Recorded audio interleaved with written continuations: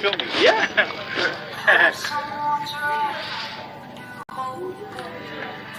We're getting. Are you getting? I am. The dark one. Whatever. I think. However, I don't have an opinion on that. It's the shirts and the pants.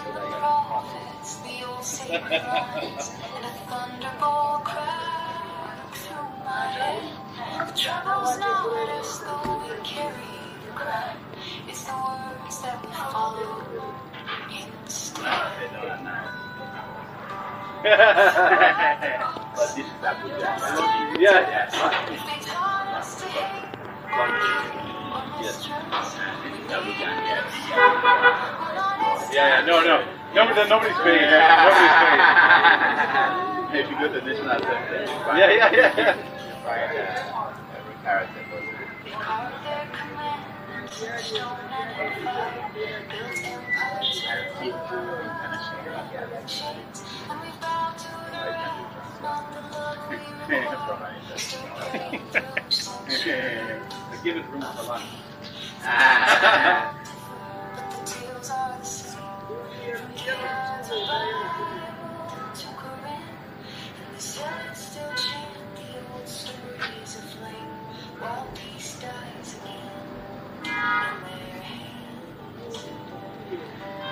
Throw out the books and rest in dust. If they taught us to hate or kill or mistrust, we need a new song, one honest and true, with a God who looks more like me than like you.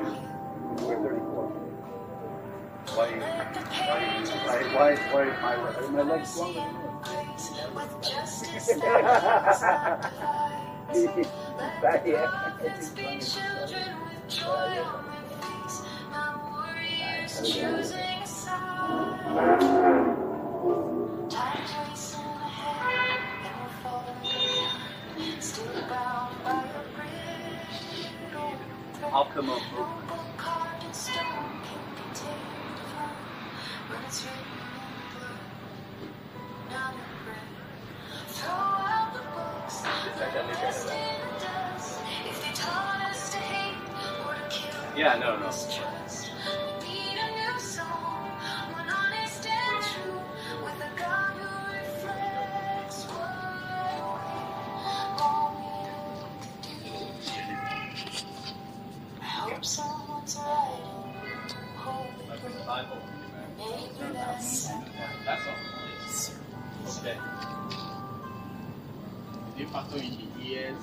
I hope someone's writing a new holy book So, for the broken, the brave, and the kind. Yeah. You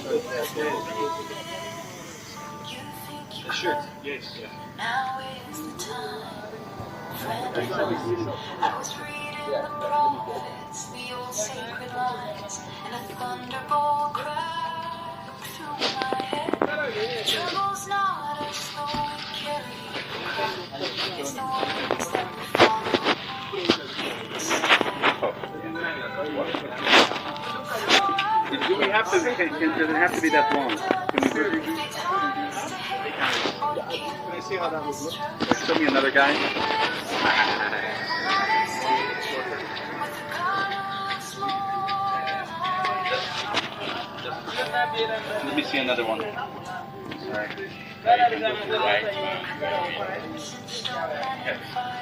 built empires with blood and chains, and we bow to the And no, give me that's wrong. So if you want to use it to make sure you ignore this place, be for back, this side. So you touch this. Okay. This side to be to back, for back. Yeah. Like that. Thank Okay. you. Take It's video. not changed. Take video of me. Make it. They on. Just So take, can make I see. okay. This one, try it over. Come on. Put it on. Let me see. I'm trying to do what he did. You don't. You So video beginning. Cewa musu bidiyo. Kika musu. And you are in a cable system. This is okay. It's okay. Okay. It's okay. Hi. We're going to see the Emir of Kano. Okay, thank you. Thank you. All right. So if you want to make it, just to make sure this place it be for back. Because for front you will not see this. So you see? Wow. All right. Thank you. It's very good. Thank you, man. All right. See you. Where's our guy?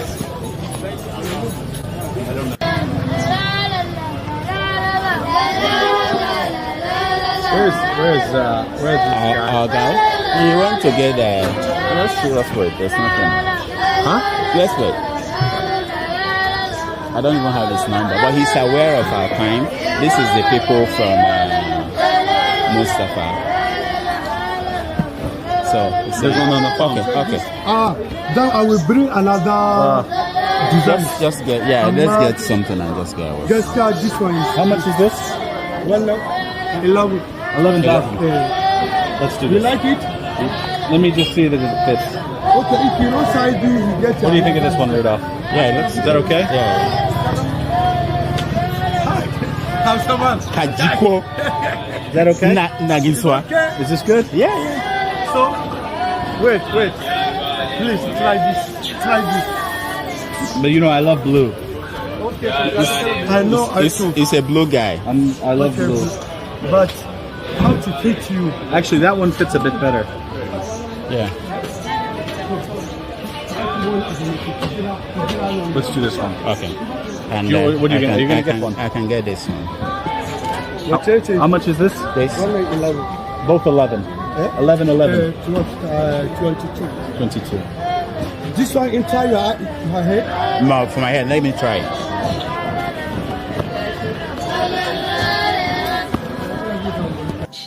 All right, we're getting ready to go to meet the Emir of Kano as part of the event marking Sallah for the year 2025. How do I look? You have to fit in, in events like this. You have to be part of the people. Yes.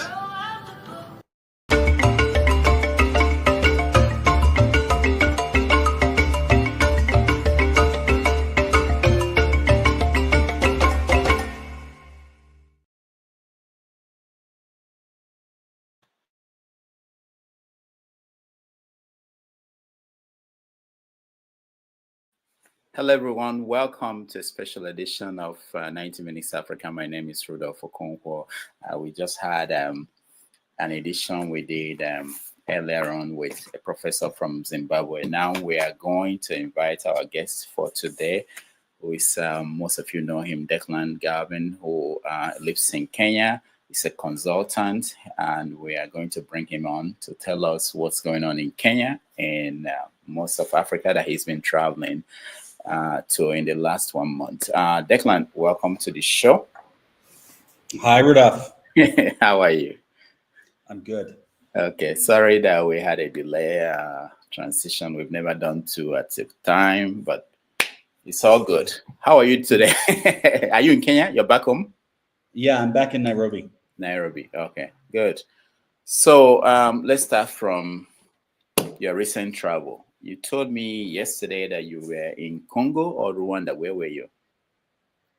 Yeah, I was in DRC. I was in Congo for some client work, and so I spent a few days in Goma. Goma, that's the trouble spot. So how was it? Goma was really interesting. Yeah, I mean, I think from the top, kind of being there, it was much easier to move around and to my city. But things, on balance, with my very limited length of time there, smoother than the last time I was there, which I thought was interesting.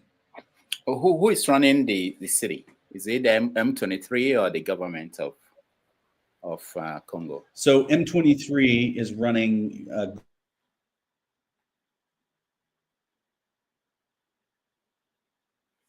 You're frozen. Okay, go ahead. Go ahead. All right, your internet is frozen, Declan. I thought Nairobi is better than Lagos and Abuja. No, there's been internet issues today. So it was fascinating.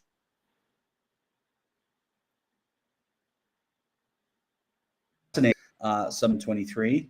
I don't know if I'm still on here or not. Yeah, we can hear you. Okay. So that was interesting. We would go out at night. It felt very safe. It felt safe. The connection is It was interesting experience. Okay. And you were also in Rwanda, were you? Yep, I was in Rwanda. Okay. For about maybe almost a week. How is the political situation there? I saw Kagame speaking recently about M23. What is he saying now?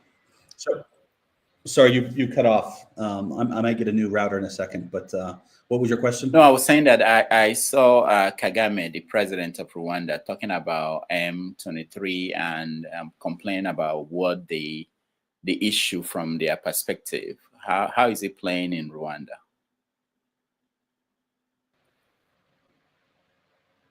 Rudolph, let me just log off and come back on. Maybe you have the B-roll or something. Oh, okay. All right. We'll do that. Thank you. So in the meantime, part of the conversation we are going to have today is we are going to bring in KJ to talk to Declan and myself. We traveled together across Nigeria. So that will be part 2 of this conversation. For the part 1, I will talk to him about his recent travel across Central Africa and other parts of Africa during this period. And the issue in Kenya, because in Kenya, if you guys remember, young people protested again when they marked the 1-year anniversary of their last major protest. So we're going to talk about that and bring in KJ to interview us about our experiences in Nigeria. And we'll show you some videos about things happening across Nigeria. We were in Benue, we were in Lagos, we were in Abuja, and we were in Kano. So that will be part of the conversation today. So we'll let him connect again with another router, which may be better than the one he's on. And the conversation will continue. Thank you again for joining us.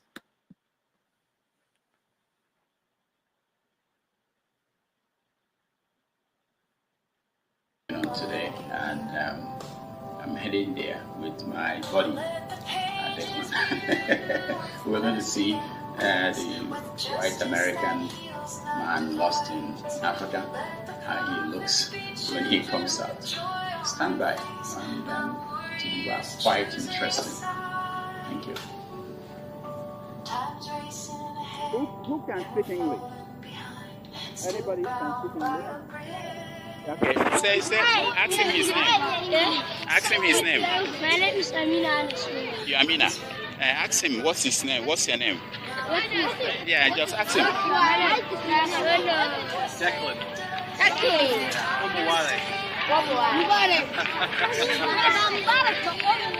Omowale, yeah.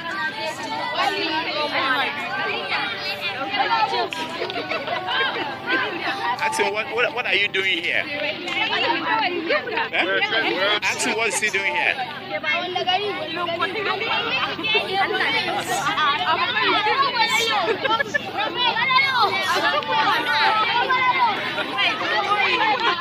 Oh, I don't speak in Hausa.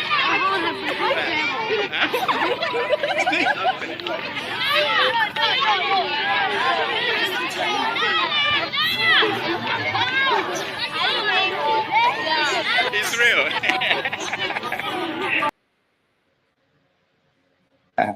Okay, Declan is back. All right. So, yeah, we were talking about your experience in Rwanda before we cut off. What was it like for the people of Rwanda? Sure. I mean, look. So I've been to Rwanda many times over the years.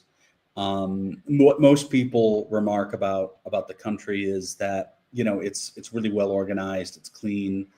It's put together. People follow rules, and that comes across pretty clearly. It's definitely like I notice most airports in Africa, when you exit, it's usually kind of somewhat chaotic and there's not a lot of waste collection. But when you exit the airport in Rwanda, it's like impeccable. And so that's really what you see in the country. You see a lot of I mean, it's just tightly controlled and well organized, for sure.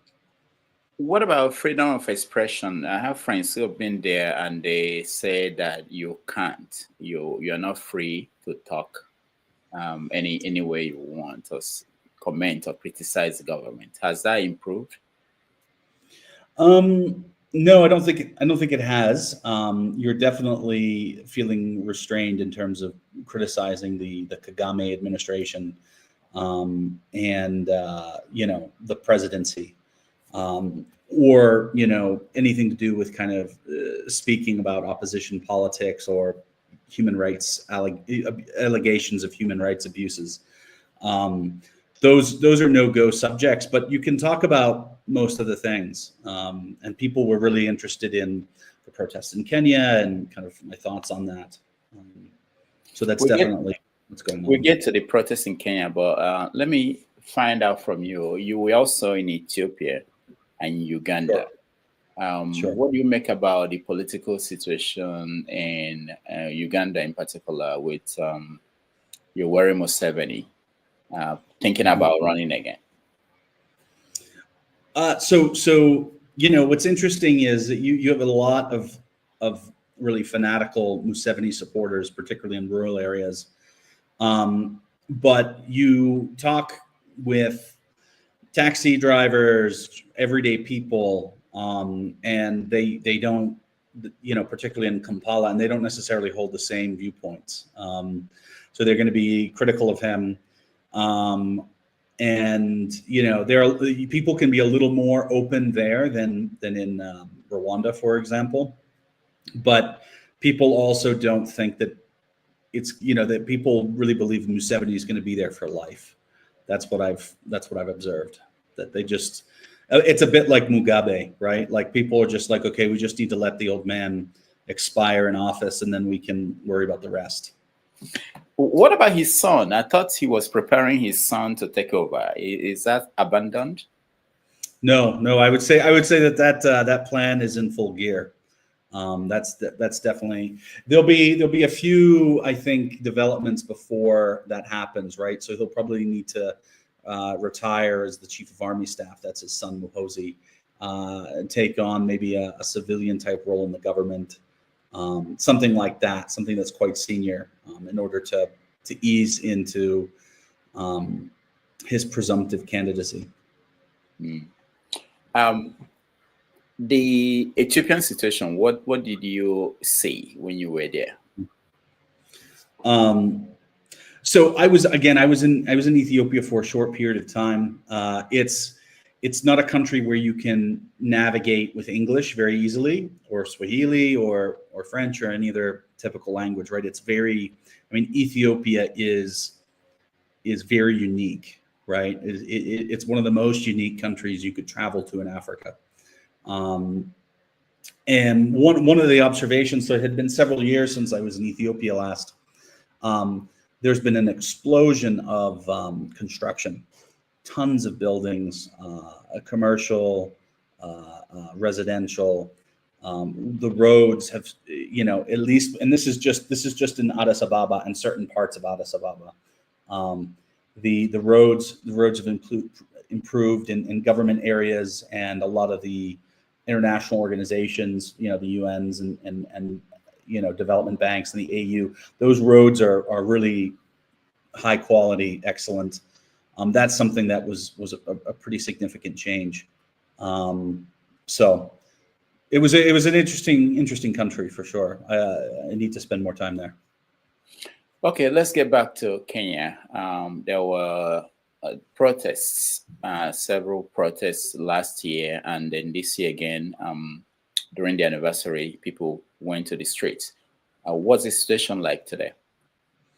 So today people are on edge. Tomorrow is July 7th, which is Saba Saba. Saba Saba is a date of historical significance because of pro-democracy rallies in the 80s and 90s. You know, and it was an important date kind of within basically entrenching multi-party democracy in Kenya. So historically, every year we have protests and rallies on Saba Saba. Now, they're usually fairly tame. They're usually generated by CFSOs, human rights organizations, labor rights groups, certain professional associations. But you know, every once in a while, same as last year, same as this year, they begin to intersect with wider societal grievances, and they become much larger events. And I'm not sure. It's become very difficult to forecast the size of the crowds for these protests. You know, one of the indicators that we use is, okay, what's the scope or intensity of online activity and mobilization, and that there's some correlation to what will happen kind of on the ground. But that these things are not correlating the way they were before. So we're getting really large crowds without the kind of intense online activity that you had come to expect. And then, you know, when you don't have a lot of online activity and then nothing major happens, then you say, okay, like, what are we getting wrong here? So it's become unpredictable in that sense. There is a lot of talk on large crowds for tomorrow. There's lots of businesses, a lot of banks are closing branches because they're worried about tomorrow's protests. What do they want? They as in demonstrators. Yeah, I know. What are they demanding? What changes? What are they demanding? Yeah, what is pushing them to demonstrate? So on balance, they want lots of different things, and since it's a leaderless movement, it becomes very difficult to understand, you know, what the list of grievances are. It does increasingly look like what they want is for Ruto to resign. So this is becoming much more anti-government. The other really important grievance that people want is they're expecting accountability for the extrajudicial violence and forcible disappearances of youth and protesters. This is now very much a strong part of that grievance that they want, and they're not really getting answers from the authorities. Is there any chance that they can bring down the government? Look, so there, you know, because we have such a highly personalized relationship between the presidency and government, if they remove the president, it's almost like taking down the government. I was worried, was it last week, when we were having, you know, what had to been the largest number of protesters outside of State House in Kenya's history. So we would have had many hundreds of people around State House Road. Now, they didn't go to the gates or the fence of State House itself, although that was the insinuation that they'd have reached there, which was apparently false. But there was lots of people there. There were lots of people around Parliament. And the anger is there. The anger is there that they want to try to occupy these symbols of state authority. So it's not something that we would have seen before.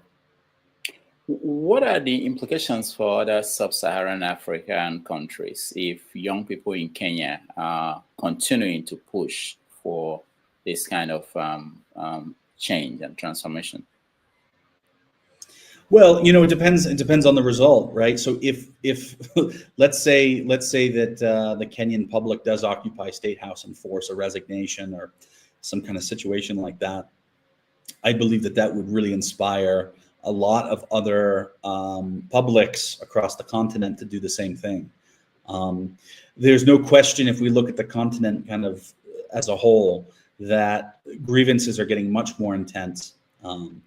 What a lot of people here are talking about is they're comparing the situation to Sri Lanka, and kind of what transpired in Sri Lanka, where there was a leaderless kind of public movement that ousted the head of state. But if we also look, sorry, maybe it was Bangladesh and not Sri Lanka. My apologies. But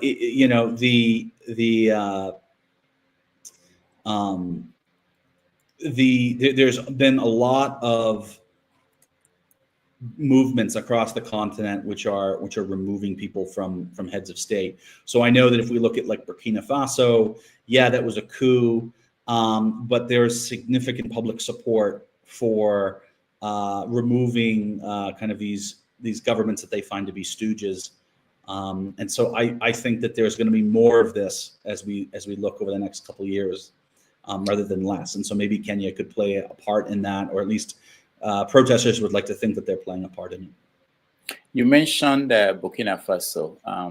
Is Captain Traore receiving support in Kenya the way it is in other African countries? I think so. I think that there's a lot of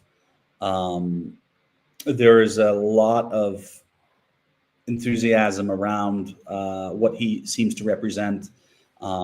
This is really being pushed through social media, and a lot of people are listening to, the reports that he's revolutionized the economy, that he's pushing a Pan-Africanist agenda. These are things which are definitely resonating with people everywhere I've gone, whether it's DRC, Uganda, Kenya. For sure, this is something that people are listening in on. Now, there are 5 African states, heads of states are meeting with President Trump this week, I believe, in Washington, D.C. What do you know about that meeting? Why is that important? Where were they chosen? How did they choose these African leaders? So, I mean, I think that Trump is looking to establish stronger bilateral trade arrangements. He's not a multilateralist. He's looking at specific deals. And so with these countries, the administration believes that they can court them and then come up with, balanced positive trade deals, rather than dealing with them through kind of other institutions or things like that. What's interesting about it is, okay, we had the foreign affairs ministers of Rwanda and DRC in DC last week. We've had a lot of engagement between the State Department and Kenya. All of this is basically building out kind of favorable trade arrangements for the U.S. And then looking to corner U.S. dominance within the critical resources and critical mineral space. So that invitation is part of that broader schema of engagements between the White House and Africa. Now, William Ruto, Kenya's president, visited the U.S., had a state visit that was very popular. Did anything come out of that for people of Kenya? Yeah, a ton of stuff did. It's been eclipsed by this anti-government anger and this furor, right? So the bottom line out of those visits is that there was more investment commitments and genuine signed deals than basically the total of foreign investment in Kenya since independence, right? So yeah, some of them are commitments, but they were good. There's a lot of good faith commitments there, whether it's Microsoft, whether it's kind of offshoring opportunities for jobs. The problem is when you make deals at that level, and you're talking about trade, the length of time that converts into jobs for people or an improved economic climate, there's a long lag period on that. And so people are looking at relief now. They want something in the immediate term. And the sense is that that the government is just far too corrupt to allow anybody else to benefit that from other than politically connected officials. That's pretty much the grievance. But those engagements with Ruto and in DC, I mean this and not just DC but also Atlanta and California, these were great developments, but they're going to take a long time to materialize. There is an actor within the U.S. State Department who plays a role in all these negotiations with African countries. Who is he? He's one that went to Congo to negotiate this deal. Sure. What do you know about him, and how is he playing his role? So his name is Bulos. He's a fascinating person within this whole picture. He was involved in logistics and vehicle distribution and sales in Nigeria. So he's built a huge business in Africa. I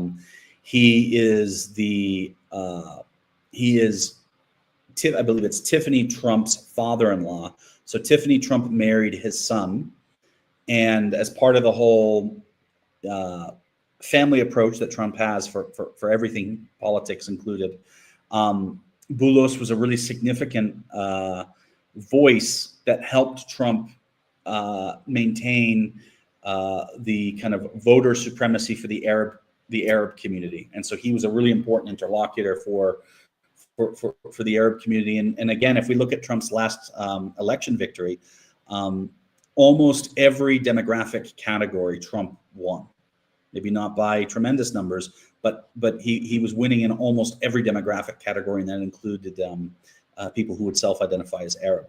And Bulos would have been a significant part of that.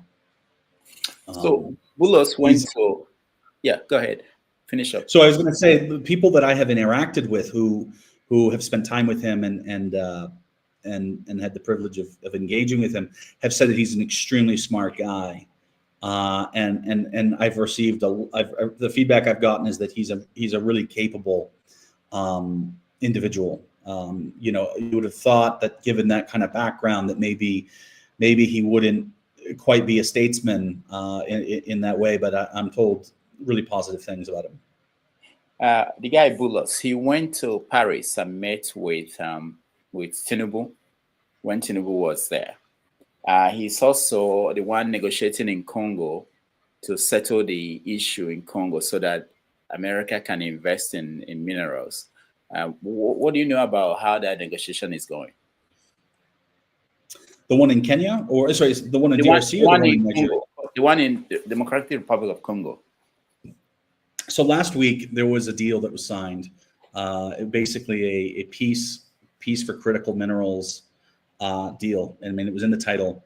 No questions as to kind of where the U.S. looks at its interest, right? The U.S. wants to make sure that it's receiving coltan and cobalt and copper and other essential and critical minerals.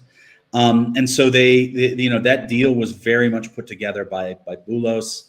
And it was, signed by Rwanda and DRC last week. So that's a big deal, right? We haven't had any kind of peace agreement like that, for a very long time. And so this is something that's important for Trump.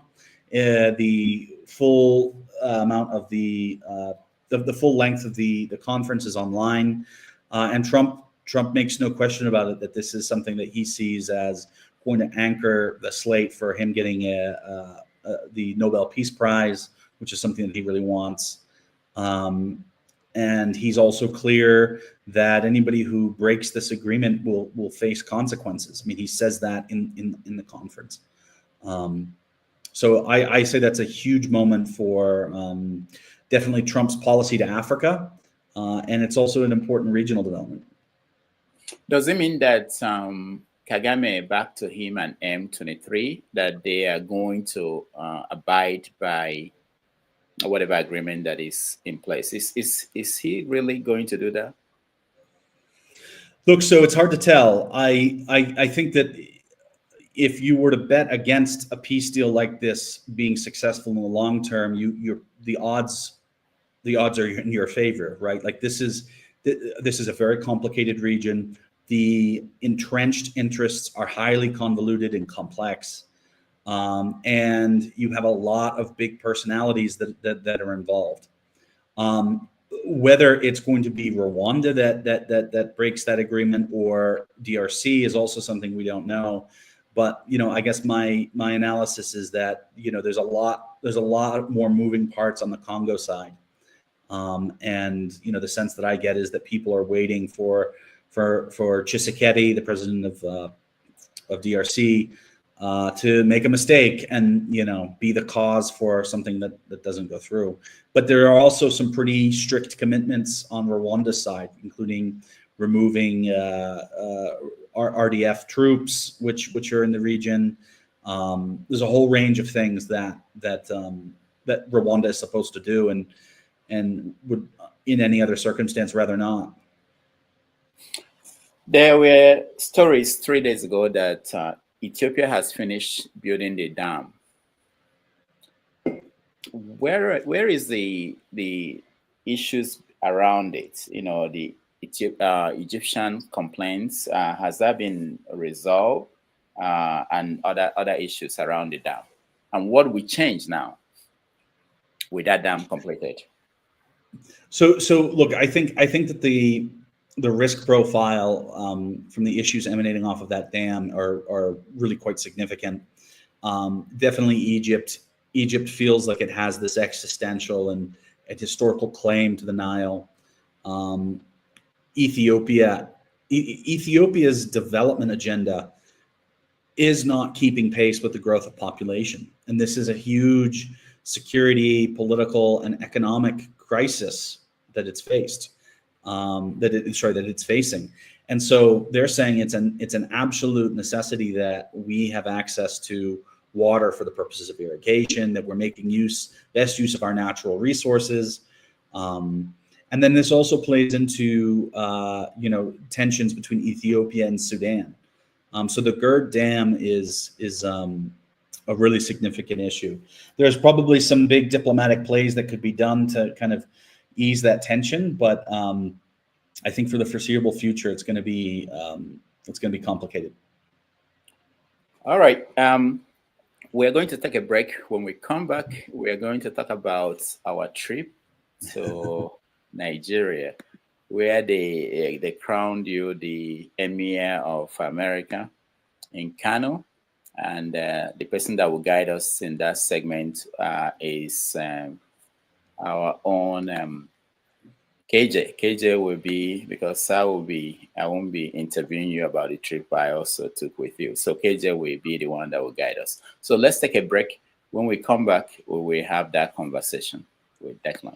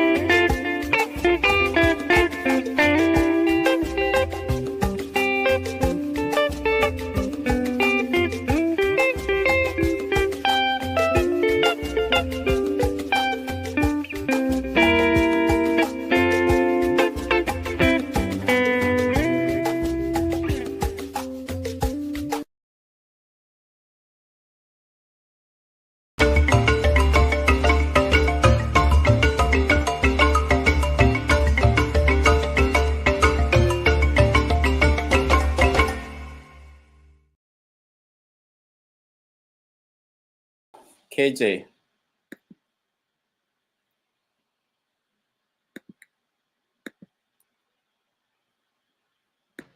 All right, KJ, it's over to you. Over to you.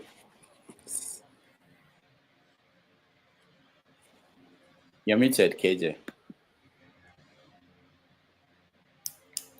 Sorry, Dr. Rudolph. Good afternoon, Declan and Dr. Rudolph. I've been listening to you guys. Sorry, I was distracted. You know, this house broadcast, they get as it be. When you're in your house, a lot of things disturb you. So, you know, anyway, it's good to hear you guys. I enjoyed, I travel with you, watching your videos and all that. So I want to ask you, Declan, starting from you. Did you get any chieftaincy title? All these places I've been to in Africa, you must have been given 1 or 2 chieftaincy titles. No proper titles. No. But, Wow. Rudolph thinks that I'm the Emir of America, which is just fine. Okay, I think Rudolph should organize one from his community because you're worthy to have it. In all of the African countries that you have been, which one will you say is closest to making a great impact? Moving forward as that it has potentials of becoming a great nation in the next 10 years. Kenya is what I would be my answer. Even though there's a lot to be negative about right now, there's a kind of resiliency here that's important. And then the other reason is that Kenya has made an almost successful iteration from an agrarian to a market-based economy. Most of the other countries, if we look across the continent, they haven't really been able to do that. Kenya's kind of almost been able to do that, and so I think that gives us some optimism. Okay, I would have thought maybe you have to dance towards Nigeria, because there are 2 Nigerians. Nigeria is not doing well. Oh, well, we'll come to that because we'll have a lot to talk about there. But what about Ghana? I thought that Ghana was also, beginning to come up properly. Is it that it's just a flash in the pan or something? No, I think Ghana has also a lot of potential. It is, I would say, it's better organized than Kenya. I think the problem with Ghana is its economy is going to be constrained because of its natural resources. It doesn't have as much going on for it as Kenya in terms of agriculture, in terms of oil and some of the other commodities that are significant. So I think that's probably the differentiator. Okay. And then the other question that comes to mind is, Rudolph, I'm coming to you. The other question that comes to mind, as I'm still with Declan, as a foreign journalist, and again visiting Nigeria from the outside. I don't know where you are now. Are you in Nigeria now, or you're outside of Nigeria? That's for me or Rudolph? For you, sir. No, I'm in Nairobi, so I live in Nairobi now. So now, looking from Nairobi into Nigeria, what will you say of the political going-ons in Nigeria? What will be your maybe a more professional, I don't want to say from a journalistic point of view, but from your own, in-depth analysis of what's going on, do you think that we're making any progress towards politics? No, there's been no progress particularly since when I was last covering Nigeria. What's amazing is it's the same people, basically, the same personalities, the same names. They're just in different positions. I mean, we've got Akpabio. I remember covering Akpabio when I was with Sahara. Tinubu was always being talked about. Now Tinubu's president. So there's been no major change there. And what people tell me is it's worse. And I think it probably is worse. Even though Buhari was a huge disappointment and Jonathan was epically corrupt, I think what's happening in Nigeria is progressively worse. Wow. Okay, and right now we have the biggest of them, or the godfather in government, who some claim to be a strategist. Have you seen any recent strategy coming from the Nigerian president that makes us have some ray of hope in the next 10 years? No, I mean, not really. I mean, I think the idea, if you are going to try to be successful in Nigeria in almost anything that you do, and have that success be sustained, and to a certain degree protected, you need to have as little to do with the government as possible, right? A lot of people say, okay, well, what you need to do is you need to get government tenders, you need to have people in power, and then you make a lot of money. I understand that perspective, but you know, the economy needs to grow, and anytime you start interfacing with the government, it just brings tremendous issues. So, okay, all right, and then Mr. Rudolph, you were in Nigeria the last time you visited, and now, judging from what you witnessed, are we making that desired progress? No, of course, no. By the way, if you don't mind my cutting into your please hold your thought. They said the airport is now that the standard is that of you know, Washington DC airports. Did you notice that no more anybody asking you for please help me, my child cannot go to school and all that? Did you get any of those women who normally line up the, you know, in uniforms asking for stuff? No, when you are coming in, but going out, there were a lot of people, more than 10 people, who will stop you and tell you that things, what can you give us? Things are hard. You know, different agencies. You have every agency of the country. They appeared to be positioned somewhere at the airport. At a point, I spoke to one. I think he said it was the Nigerian Drug Enforcement Agency. And I said to him, you know, you have to tell your bosses to put you in front, because by the time I got to you, the money is gone. There's nothing left to give you.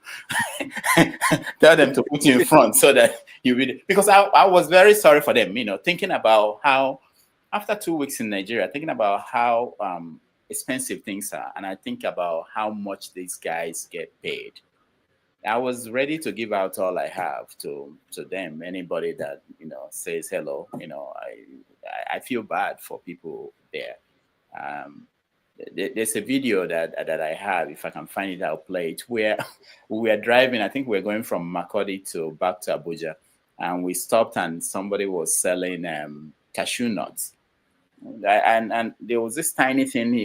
She was saying it was 3,000 naira something. And the one in the bottle was 10,000 naira. Yeah, I couldn't believe it. I mean, think about it. People who are making 30,000, 70,000, even 70,000 is big money. Considered big money. You are like grade level, high grade level. You can't afford to buy a bottle of cashew nuts. And I saw pear and corn, and I rushed to go and grab them. And it was expensive. It was like $3,000. Sorry, naira, 3,000 naira. And I'm thinking, how many people can do that in Nigeria? So you feel sorry for Nigerian workers in the economy. So for now, the taxes in Nigeria have increased even beyond what it used to be. Almost everybody now has been caught up in the tax knife. And if your story that you're saying is the truth, then who is the government taxing, and where is the money going to come from to pay those taxes? They just said that they won't tax anybody making less than 250,000. How many Nigerians make 250,000? Yeah, exactly. That's exactly what I thought. You know, 250,000 naira. So I don't know if it will impact those people you're referring to. Anyway, okay, let's move on. I saw you, Declan, with some young children in Kano. What was your takeaway from, you know, your interaction with those young children? Were they able to give you any impression that these people are looking forward to a good life, or they're just going to continue on the same circle that you saw them in? Was anybody able to ask you intelligent questions? That's where I'm going to. Yeah. So this was in the Emir's palace in Kano. And I mean, that was one of the coolest experiences that I've had in a really long time. Right. I mean, Rudolph, I think can attest. He was there. He was filming. But like the enthusiasm of people during Sallah, and for Emir Sanusi. I mean, and it was so. I mean, people were so ecstatic to be there.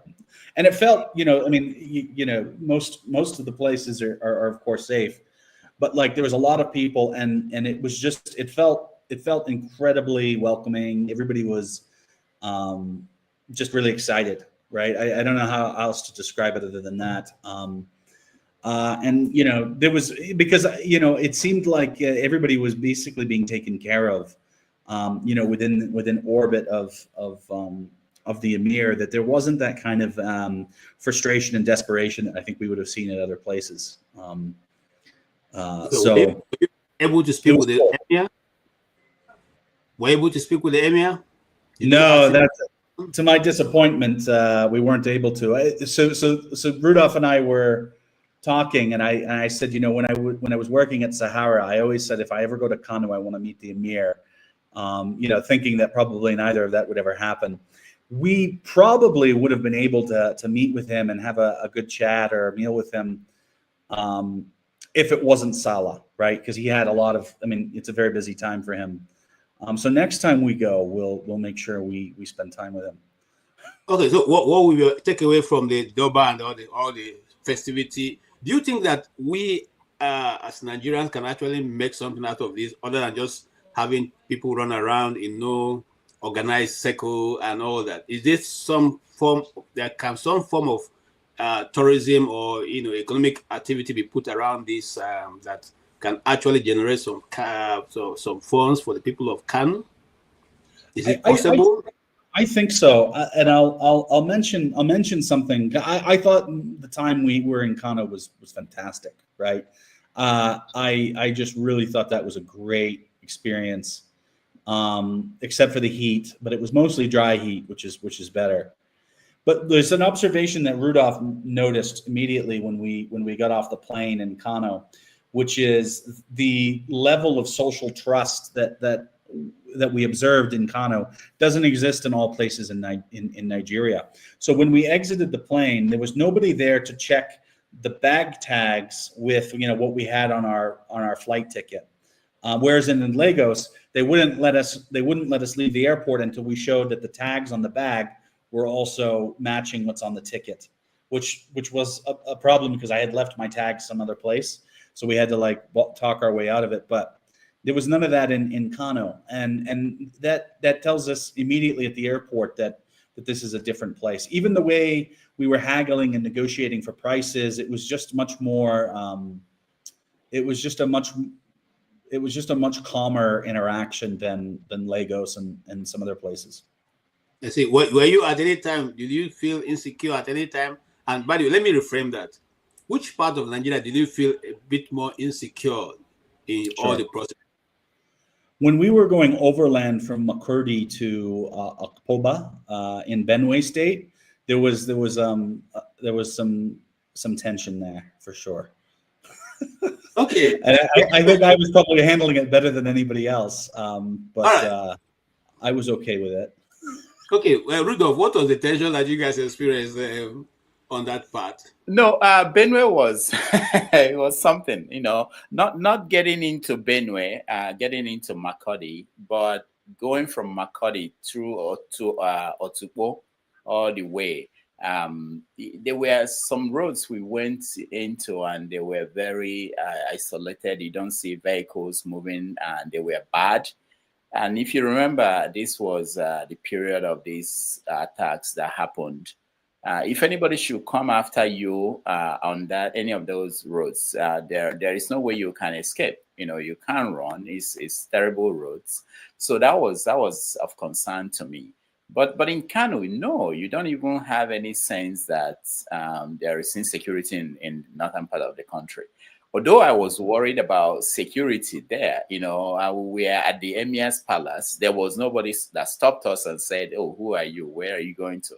We went as far as sitting down with the chief of staff, here where we were sitting with all the people, both the police, the DSS, the key people, security of the emir. They were here sitting down with us, and nobody asked who you were.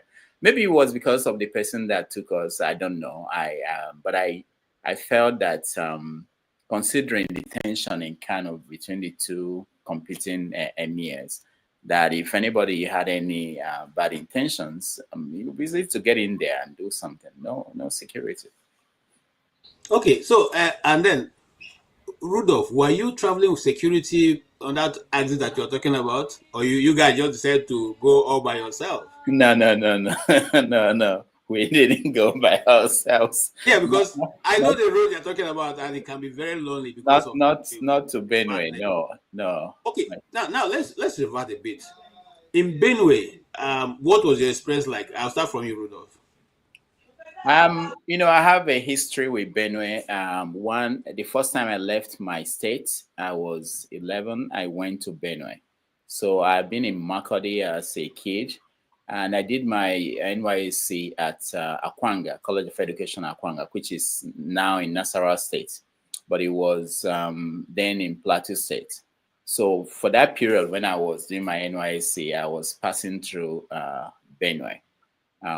So I was disappointed. I hope Janaba is not watching.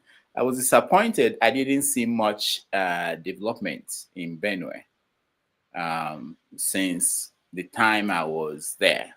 And you're talking about 90s. So that was my first shock. There were not much. There were places we were passing. It looked like the way some parts of Southeast were in the 70s. So that was one, and in Makurdi too. I was looking at Makurdi as a state capital, and it's been a state capital for a long time. You can't compare Makurdi to Oka that just started the other day. You can't compare Makurdi to Onitsha. You can't compare Makurdi to even Nnewi. I expected more than what I saw in Makurdi. You are muted, KJ. Were you able to have any form of interaction with any member of the government or even individuals who live in Makurdi? And what was the experience like talking to them? No, not government officials. No, we were not looking for government individuals. Did they tell you the reason why development has been lacking for a while in Benue? Because I understand what you're saying. I lived in Makurdi for more than 25 years. So I know the story you're telling. And it's been like that. Even when we left, it's still the same way. So I'm wondering, did they give you a reason why it's like that? No, I didn't actually ask anybody. I was sorry for some of them. Why are you still in Makurdi? Why are you still in Makurdi? I spoke to people. They appear to be, happy. I don't know. I felt like I was trying to reflect. I felt like Makurdi may be like Ekiti, where people leave and go to some other places and don't come back. Because I started thinking about what is different between what I was seeing in Makurdi and what is happening in maybe Anambra State. The difference is that when people from Anambra State, when they leave and go to live in Abuja or Lagos, they come back. They come back and they bring back development. They bring investment. So, but in Makurdi, it appeared to me, I was thinking about, you have David Mark. I passed through Otukpo, and it was horrible. I couldn't believe it. That's where he's from. And I started thinking all these complaints that we have of Southeast people complaining about the roads and everything. It's terrible in Benue, and they've had people in government for a long time. Okay, Declan, what was your take on Benue and Makurdi especially?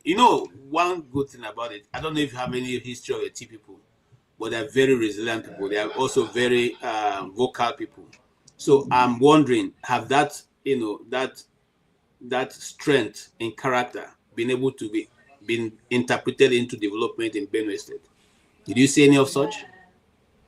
Yeah, so Rudolph and I talked about this, especially when we were on some of the really awful roads that he was referring to, and yeah, I mean, look, so it was a debate we were having, because there's a lot. I mean, we were going through places which were not electrified.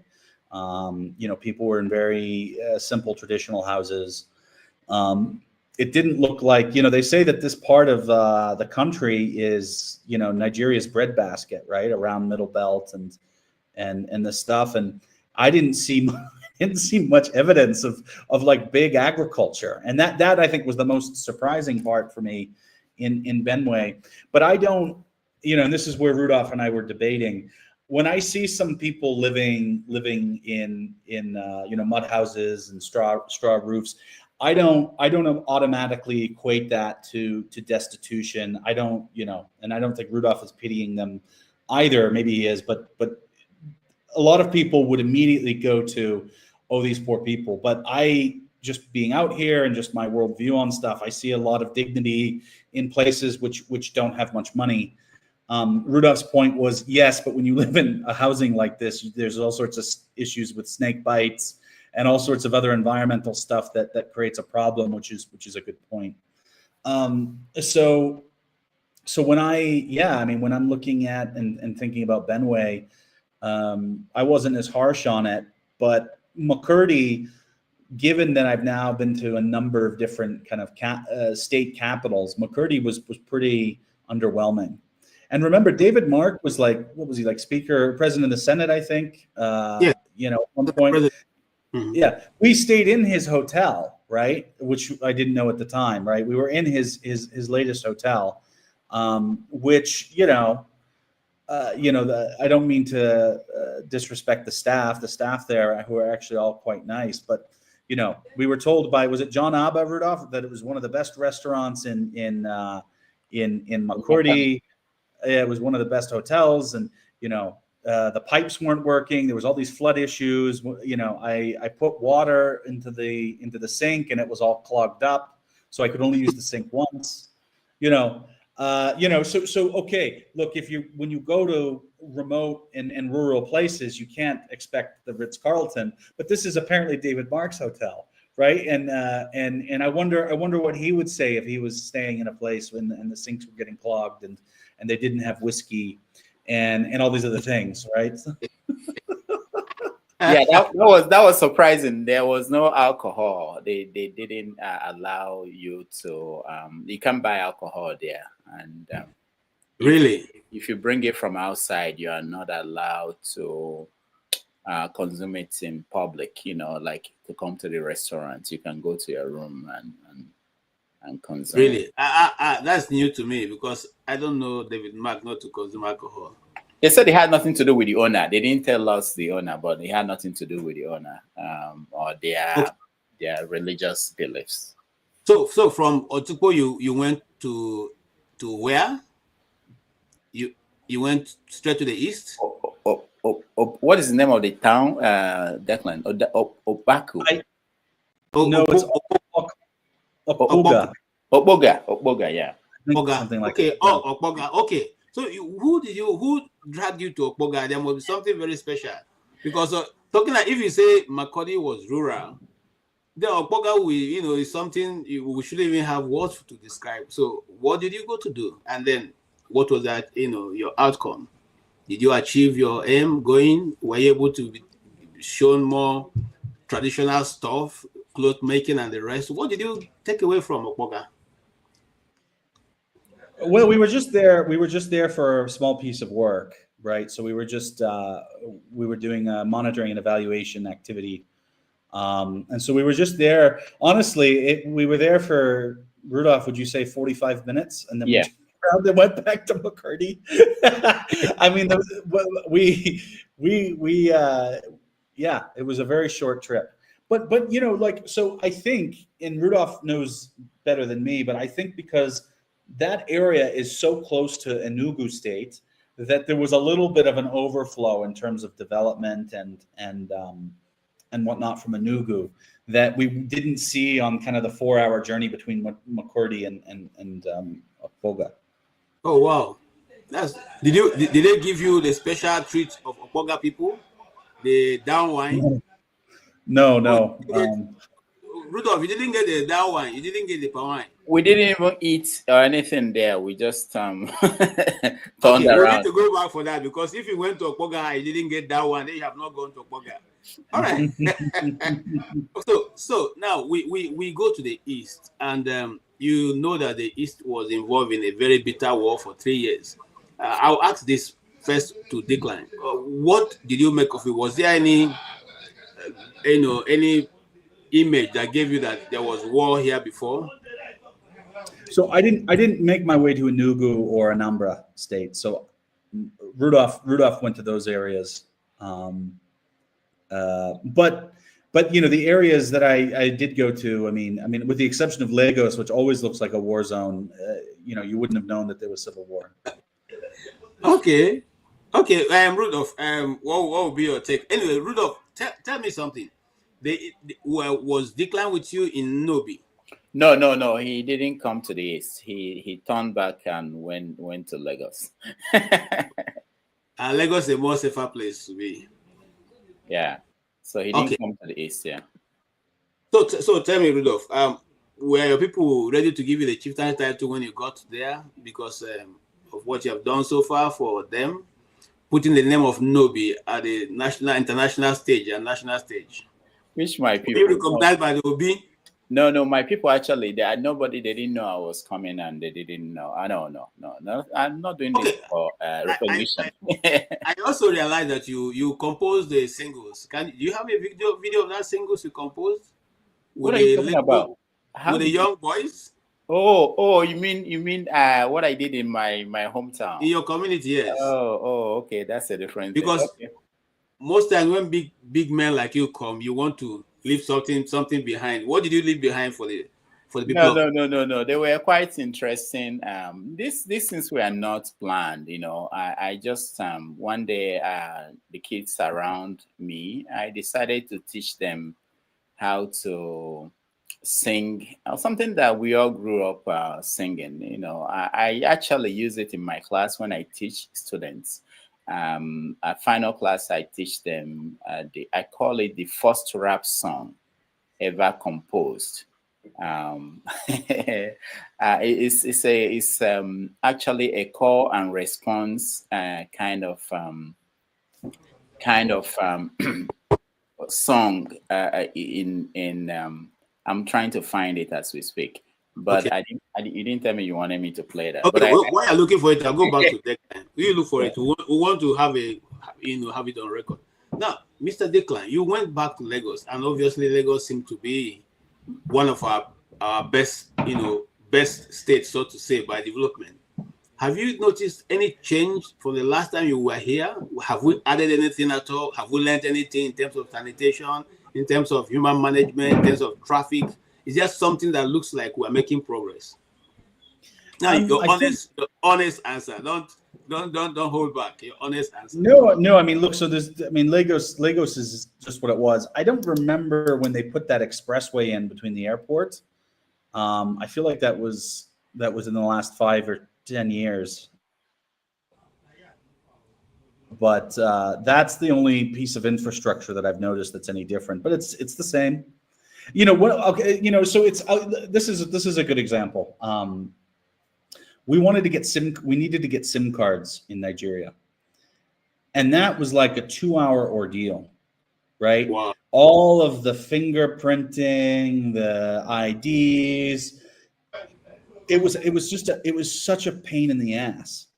And I wanted to contract. I mean, it was terrible. I could just go on and on. I mean, first we had to wait in line, and the line, of course, is mental because everybody else is trying to do something, and nothing can happen quickly.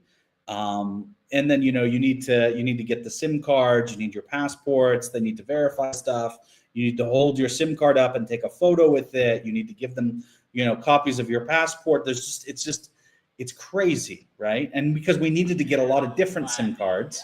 Because I didn't have a Nigerian one, Rudolph didn't have it. We were with another colleague. Then we needed to get stuff for because we were going to be in the cars a lot, so we needed to get routers. I mean, so it was this massive problem, and then it's raining, and then the power flickers, right? That's Nigeria on the first day. When I was in Rwanda on the first day, I exit the airport. There's a little one-stop shop help station, so you can choose Airtel, MTN. You can pick up a taxi, somebody to help you get a taxi for a standard rate, a couple other things. It took me less than 10 minutes to get my MTN SIM card in Kigali. Right? Completely different. Yeah. And that has been the bane of Nigeria problems, because I won't go there. All right, please, Rudolph, let's hear your singles. Gịnị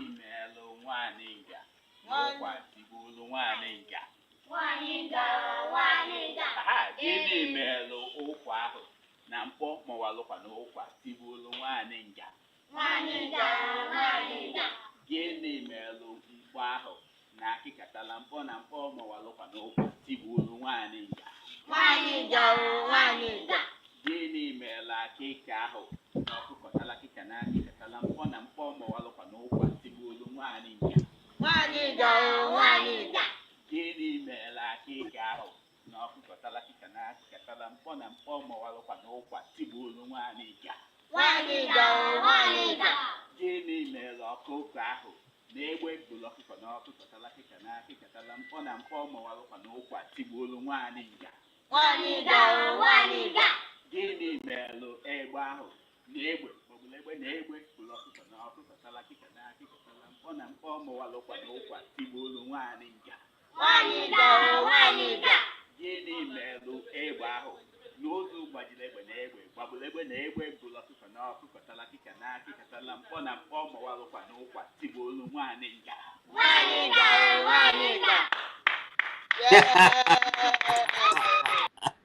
Ah, Lord. So this is, let me say this. So these kids, some of them are my nieces and nephews, and some are people who live within the compound. We have, people who live there, their kids. And I found out that some of my nieces and nephews, they don't speak Igbo. They came in from the city, whatever town, the city, they just speak English. And I thought about this. Maybe they don't even know these things that we grew up learning, folktales. And so I said, let me just, remind them that this is something that we learned. But it's interesting that how things have changed. It's interesting, and I want to dive a little bit into that. When we are growing up, we are told that the Igbos have their own alphabets. The Agbibidi, Dikemele, that's the only one I know. I don't know the rest. But is there, and then using that as against what, to line up what Chimamanda said the other day, that it's very necessary that we teach our mother tongue, especially to our young ones. Are you thinking in that order, since you're a teacher and you already have a single release? Are you thinking of putting something together for the youths, the younger ones, to know, to understand that we have our folktales, we have our stories, have how the Igbo people. Sorry, go ahead. Go ahead. Yes. So, are you thinking in that line to put something together so that younger ones? Yeah. I don't know about people in Nigeria. I'm actually interested in people outside Nigeria. It's more difficult to deal with people in Nigeria in terms of influencing what happens there. But I'm putting together a book of folktales, African folktales, that I will use because I just started for the first time last semester. So by the time I teach it again, I will have a book of African folktales that will cover folktales from East, West, North, South, Central Africa, together in one book. And hopefully we will have it for students and also people who are not students. Because people who live in New York City or all over the world, we can do an online class. That's something I'm thinking about beyond just the particular class I teach in a particular school. People can sign up and be part of that class wherever in the world you are. it's very important that we tell our stories and we're able to catch, especially people born abroad, children of Africans who do not have that connection to home. Even though, from what I saw going home, is that even those that were born in Onisha or born in Bo or born in somewhere that with Enugu, within Igbo land, that some of them don't speak English. Igbo at home, they speak English. So right there, they don't have any opportunity to grow up and understand some of those rich cultural heritage that we picked up as kids.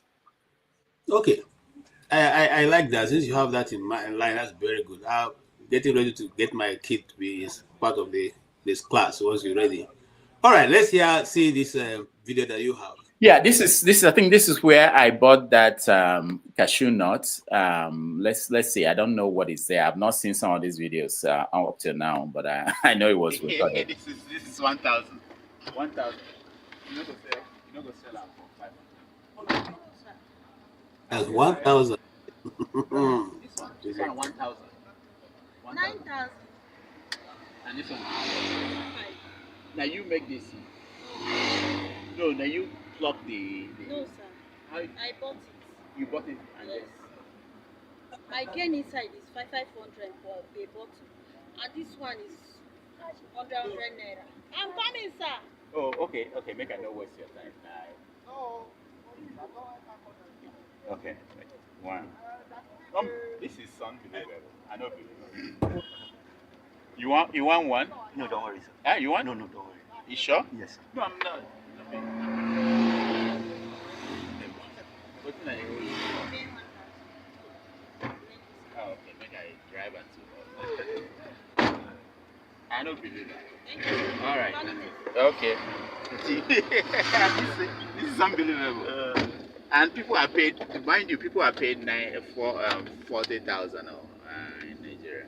In fact, I can't believe this. This is ridiculous. Okay. So, people. All right. So, yes, sir. I'm listening to you. No, go ahead. I wanted to say that. So Yeah. someone's salary can be a bottle of granite, right? Yeah. No, not granite. Granite is cheaper. This is cashew nut. Cashew nut. Someone's salary. 10,000. Cashew nut. 10,000 naira. So three cashew nut, 3 bottles of cashew nut will make somebody's salary. Mm-hmm. Wow. Yeah. So you have seen the level of poverty in Nigeria as compared to Kenya. Who is making better waves? I mean, is it the same thing with Kenya? And then as you answer that, also let me give us your thoughts on the political progress, in Kenya as against what we are doing, because we are the giant of Africa, or well, maybe former giants of Africa. But right now, if looking at the two countries, do you think that we are catching up with Kenya, or do you think that we are just just celebrating ourselves for nothing? Look, in terms of poverty, look, it's qualitatively, it's hard to draw too many differences or parallels. I've now, I've been to a lot of parts of Nigeria now, and that includes in rural areas. I would say, I guess, if I had to choose, that Kenya is a bit better off, right? I think that Kenya has a longer history of more inclusive development, and there has been a greater, a more significant relationship between between publics and their MPs. So like in Kenya, there's still kind of a relationship between communities and their MP. And they do come back and they do face wrath and shame. And I think that has kind of kept the country a little bit more accountable.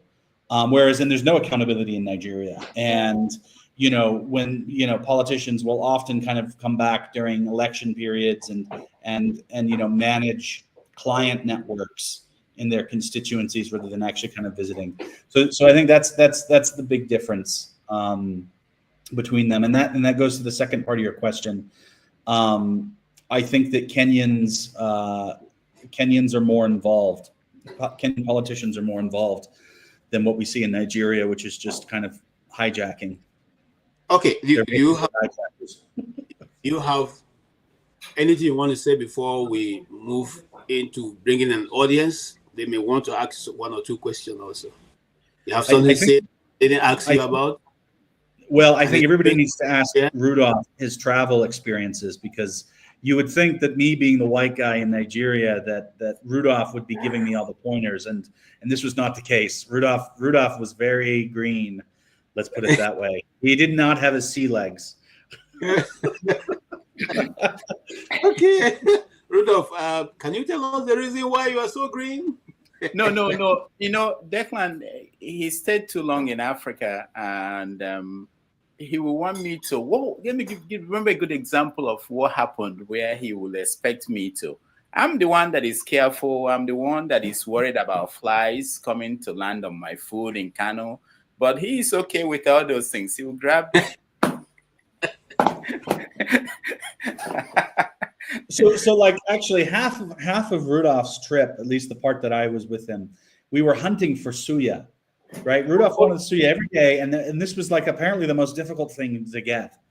We did get it. I mean, he had it a couple times, but even that was a little posh. It was very important to me to get suya. And that was the only point where I didn't care the environment where the suya was being prepared, or as long as the fire was hot enough to kill whatever impurities that might be there, I'm going for it. Okay, is there any special delicacy, the Nigerian delicacy that you like? Oh, Declan was eating egusi soup everywhere, and with pounded yam and fufu. It was unbelievable. Wow. All right. So for me, I love egusi soup, right? And it's less desperate for me now because I live in Nairobi, and we can get Nigerian food, and of course it's not exactly the same, but I don't actually know much of the difference. So I can get egusi at the time that I want. But that's what I was eating, and then I like the red stew for breakfast, right, with rice and jollof, all of that. Rudolph was much more selective.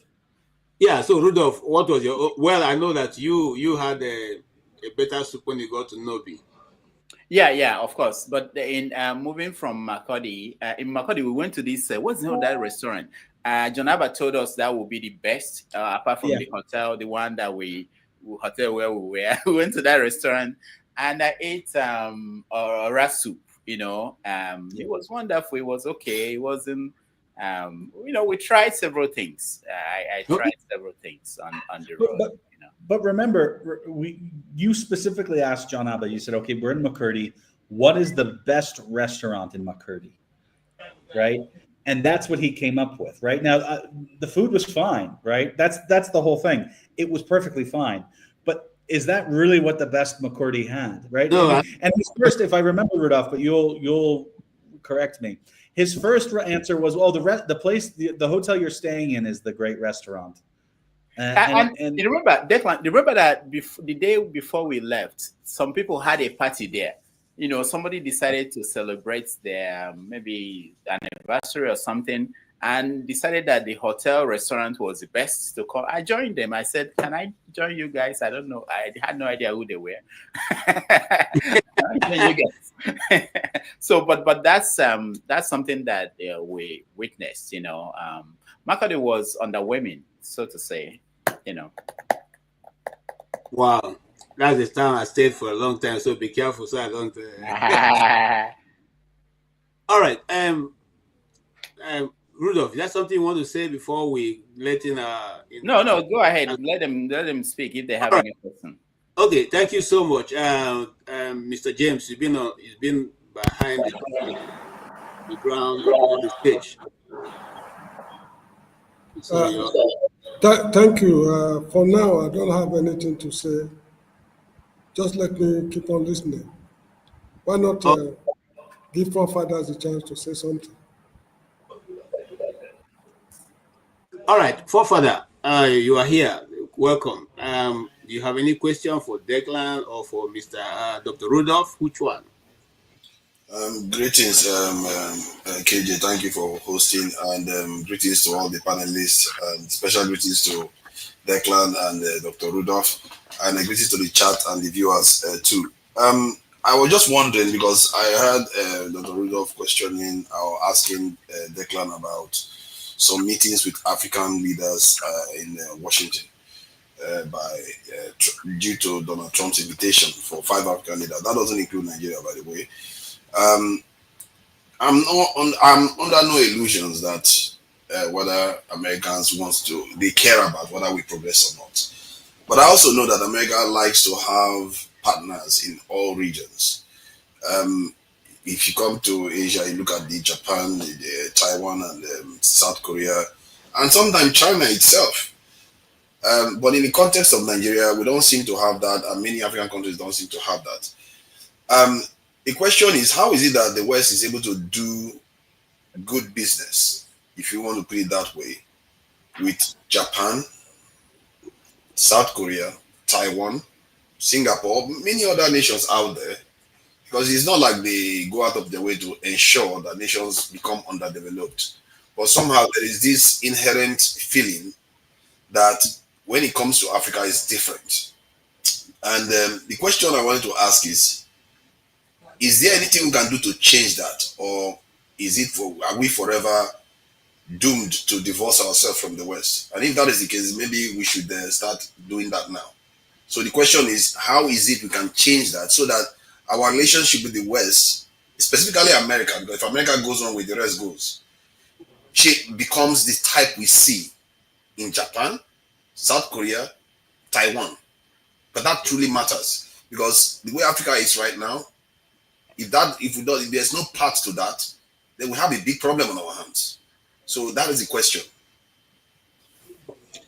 Yeah, I mean, so perhaps this is the change that's occurring, or starting under the Trump administration, to kind of draw more of differences between kind of doing business in Africa and doing business in Japan or Singapore. The African counterparts, right? Whether it's Nigeria, Kenya, Uganda, it doesn't matter. They also often attach development projects to trade, and Japan doesn't do that, right? Taiwan doesn't do that. They're just looking at business to business, and because these are much more kind of developed economies, that's never part of the conversation, right? And so whatever commercial deals that are built out are typically more potent.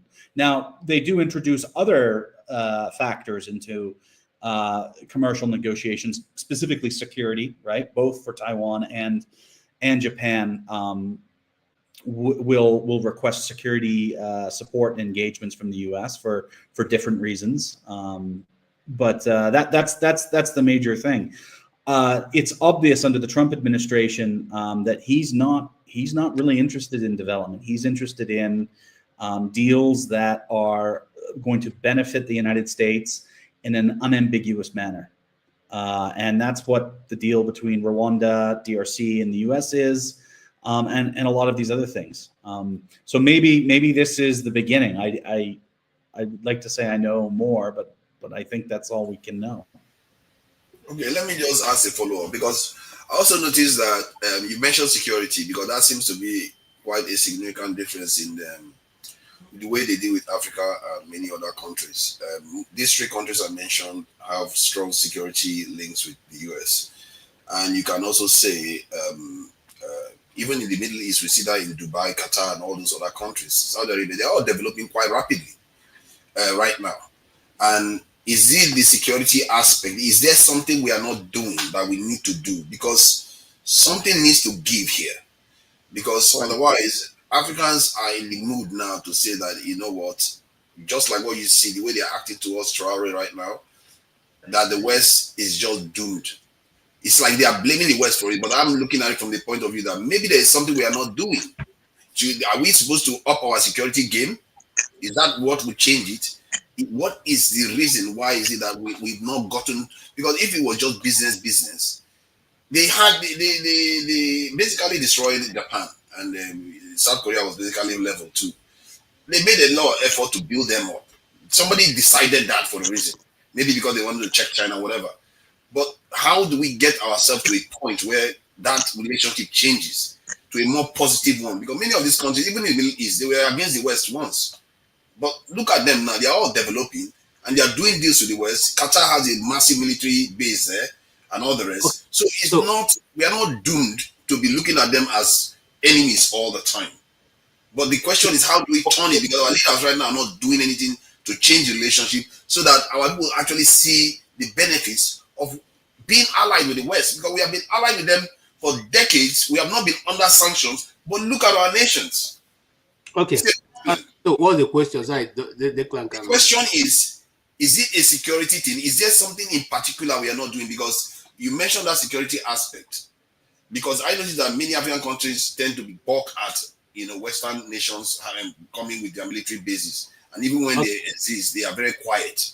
So is that something that we need to look at? Because maybe that is where the Western nations are a little bit jittery. But I don't know.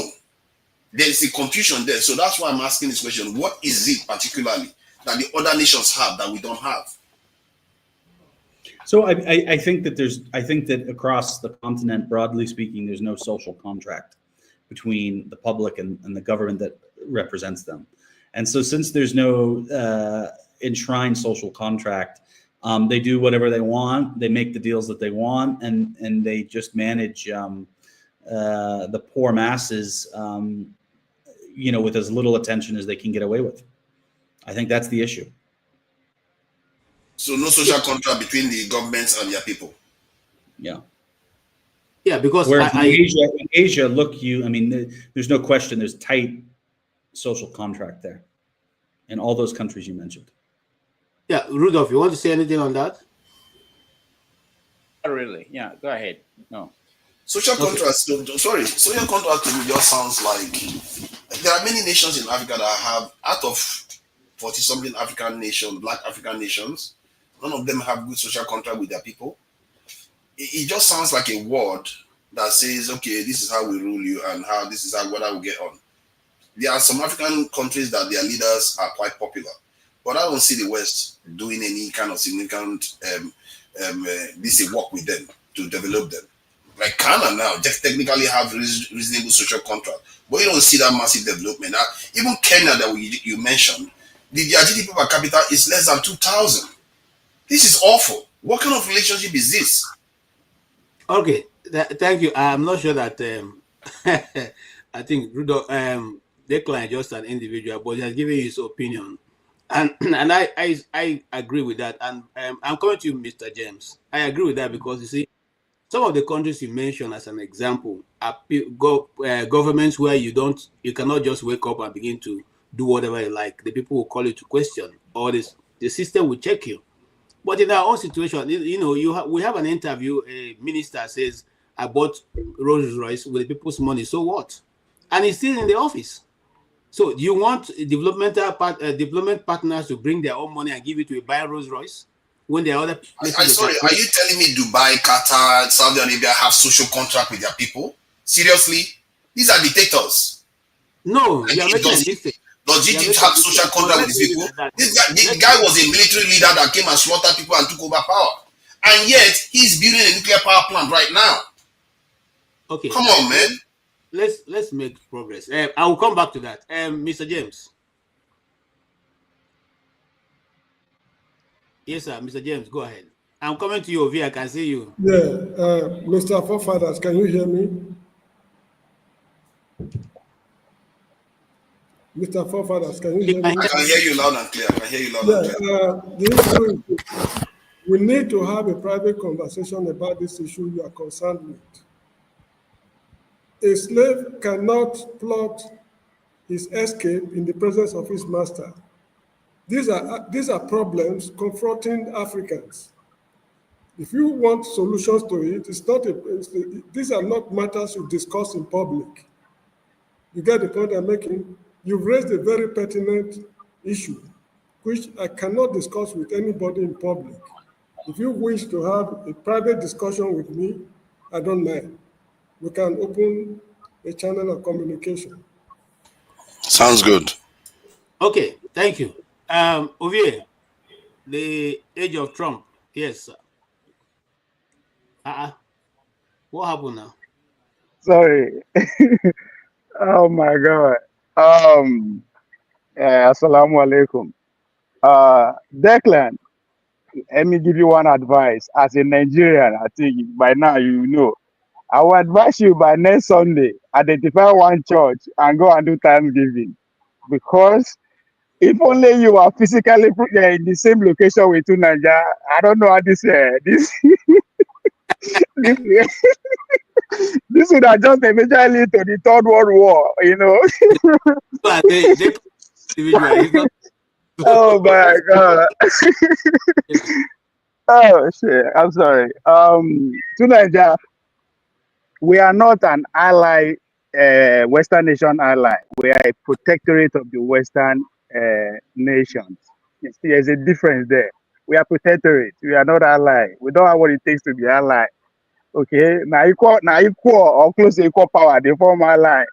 So anyway, Declan, thank you for your time though. You make a very important observation between Kenyan public leaders, politicians, and the ordinary people, the kind of relationship that is still pretty much direct between them. And you compare that to Nigeria, whereby it's pretty much like a replica of America, whereby bureaucracy, big corporation, and everything just coming to between the leaders and the people, that whereby there's a friction. You don't have that direct relationship, which you clearly pointed out. And I think that is at the center of the Trump administration, or I will say the second revolution that is going on, whereby the institutions they're attacking the institution, because the argument is that the institution has grown over the years to become cumbersome, that they now stand as a barrier between the ordinary Americans and their representatives. So I think that's what that's currently going on. So for you to point that out and use that of Kenya, I mean, I was taking away. So can you actually, give, what do you think is responsible? Why do you think that that relationship between the ordinary Kenyans and their leader is still very much direct? And what do you think that is? Is there any threat to that? Is that going to end, or is going to get stronger? I think it's getting worse. My concern for Kenya is that it's every year that goes by, it's looking more like Nigeria in terms of how things are managed, in terms of the governance, in terms of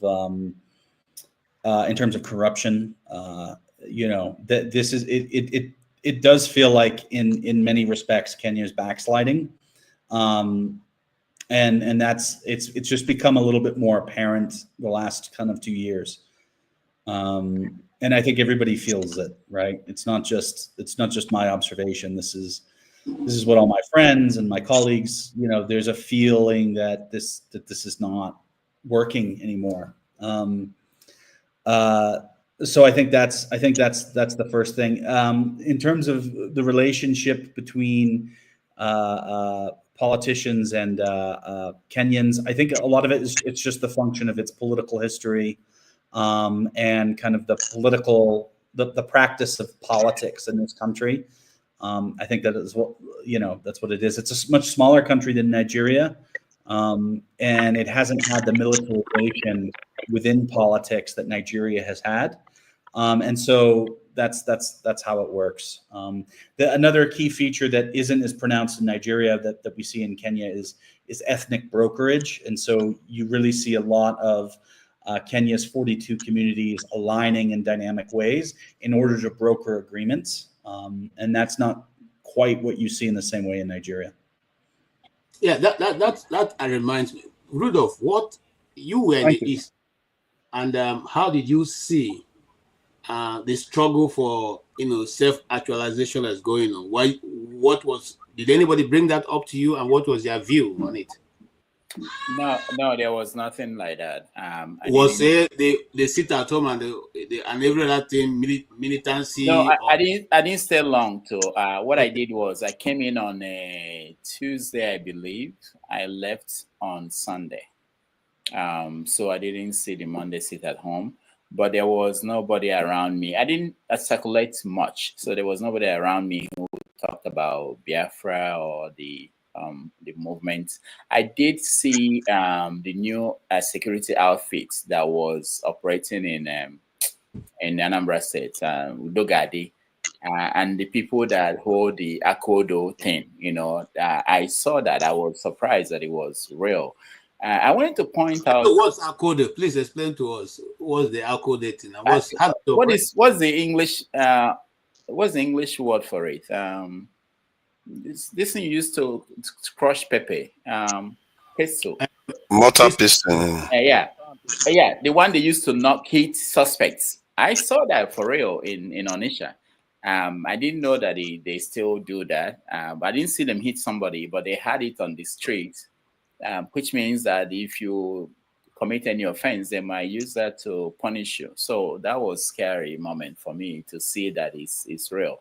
I wanted to point out that once you get into Nigeria, you are in a news blackout. I stopped knowing what was going on around the world, even in Nigeria. So it was surprising to me, and that's how people live. They don't live their lives the way we live. Every day go online and be looking at what's going on. Nobody cares about what they're trying to survive. So if you think about why are we not making any impact in all this talk that we have on social media, people don't have that time to sit down and watch what we're doing. They don't. They are busy looking for how do I survive? What do I do to live? I want to point out something I noticed in the North that was surprising. Remember, Declan, when we went to Emir's Palace, when we got in there, somebody took our shoes, because in this place, reception area, you are not allowed to walk in with your shoe. So somebody took our shoes, and when we are leaving, the guy eventually came, took it from the door, the entrance, and came inside and held it for us so that nobody will steal it, And when we are going, I think it was the guy that was our mind that kind of said we should give the guy some money. Yeah. And you did. You were the one handling money, not me. I wasn't touching. I had no business with money. So you gave money to that guy, and then there was somebody that approached us also. Immediately you gave money. I don't know if you noticed. The guy was speaking French, maybe from one of the French-speaking countries. I think he was trying to tell us about talisman and some things, people who believe in miracles and some things. And when I gave him the signal that I had no interest in that, I wasn't understanding what he was saying, he wanted to get money. I'm trying to point out that the hardship in the North, I noticed something I have never noticed in the North. When we went to the Emir's Palace, the other palace in Kano, you remember when you were trying to escape, we wanted to get out of there. People that were helping us, you were trying to give them money, and there was almost riots, people rushing. Yeah. So I see that people who before they carried themselves with pride. They were actually at a point where they are basically begging for money, and I haven't seen this. It's the kind of thing you see in the South, but it's cropping up in the North. That hardship had made people to basically, need money to survive. Not that they don't need it, but to beg, even to, okay, let me know, because they are Marjories. But I'm talking about regular people, and we saw Marjories too. There was one incident where we were trying to buy the hat and all the things we needed to go to the palace. And there were Marjories who were singing. And there was one woman you gave money. I didn't have my camera. I didn't think about, I was just amazed at her reaction. One, if you remember, Declan, one woman that you gave money when we were waiting for the shoes and other things for them to bring it up. The woman, her reaction was unbelievable. The people are suffering all over the country, not just one part of the country. I forgot about that, right? Because so it was I forget who the first one. Oh, we went back to the car basically when the ceremony and everything was over. So we left, and then there were some of those guys who, and then our guide said, okay, just give them whatever it was. I forget, a couple thousand naira. And so I did that, right? But then I had my helper who was helping fix my Yeah, Barigat. I forget his name. I call it Booba, but I know it's not the Booba. It's not Buba. I'm embarrassed now. Anyway, so he kept fixing it for me. Babariga, yeah. Exactly. So when he was fixing it for me, so then, I wanted to give, him money, but then that was when it was like, okay, he's just handing out money to a lot of people. And that was, I wasn't as nervous as I think our guide was, but that's what I think you're talking about, was on a dime, all of a sudden, like that desperation, which I didn't notice it at all, that day. But once money was introduced, people really needed it. Yeah. And I mentioned in the East that people were not speaking Igbo. In the Emir's palace, the kids that were around you, I tried to get them to speak English. They just don't know how to speak English. They had no interest. I was surprised in today's talking about people in Kano. I'm not talking about the rural part of Kano instead, but in the city, in the Emir's palace. And some people told me they were children of people, workers who run the palace. But they just couldn't speak English, which was surprising to me, this time and this age. Yeah. Oh, yeah. Wow. You would have. I remember we talked about that. You would have thought that, given that they were so close to the emir, that he's a multiple doctorate holder as well. You would have thought that would have trickled down, in a way, but maybe we missed something. I don't know. Yeah, but Dr. Dameji, I don't understand. You were earlier on when you were showing the video, when you were teaching your nieces, nephews, and the little ones. Your complaint is the fact that some of them cannot speak native language because they came from the city or not. That you were concerned. Now, the other side of the coin, you are concerned that those people that cannot speak English, they have more interest with their local language. So exactly, because they have to operate in Nigeria. They have to live in a Nigeria beyond that Kano state. And how would they communicate? Those my kids, those my nieces and nephews, they can speak English. I'm not worried. I have no issue with them speaking English. My worry is that they can speak Igbo. So which one is more of a concern to you? I don't know how to put it, but it's the two sides of the coin. So how do you blend it? It should be a blend at the middle. Yeah, Sorry, Ruto. Oh, Declan, go ahead, because there's a question for you that I want you to answer from. Well, what I was going to say, you can have those. You'll have your own answer, but mine is, if you can only speak one language, then you're insular, right? And so whether it's whether it's Hausa, or if it's English, or if it's Igbo, if you can only speak one, then that immediately limits your access to certain kinds of information, the kinds of interactions that you have with people, who you're more likely to kind of go outside your comfort zone and interact with. And in a pluralistic society like Nigeria, that can become a serious issue. All right. Before we continue, there's a question for you, Declan, from Udo. It says, have you read Ngugi wa Thiong'o? Could you speak about him and his influence on Kenya and African sovereignty? So there's this issue of his body also. He didn't want his body to be buried in Kenya. He preferred cremation.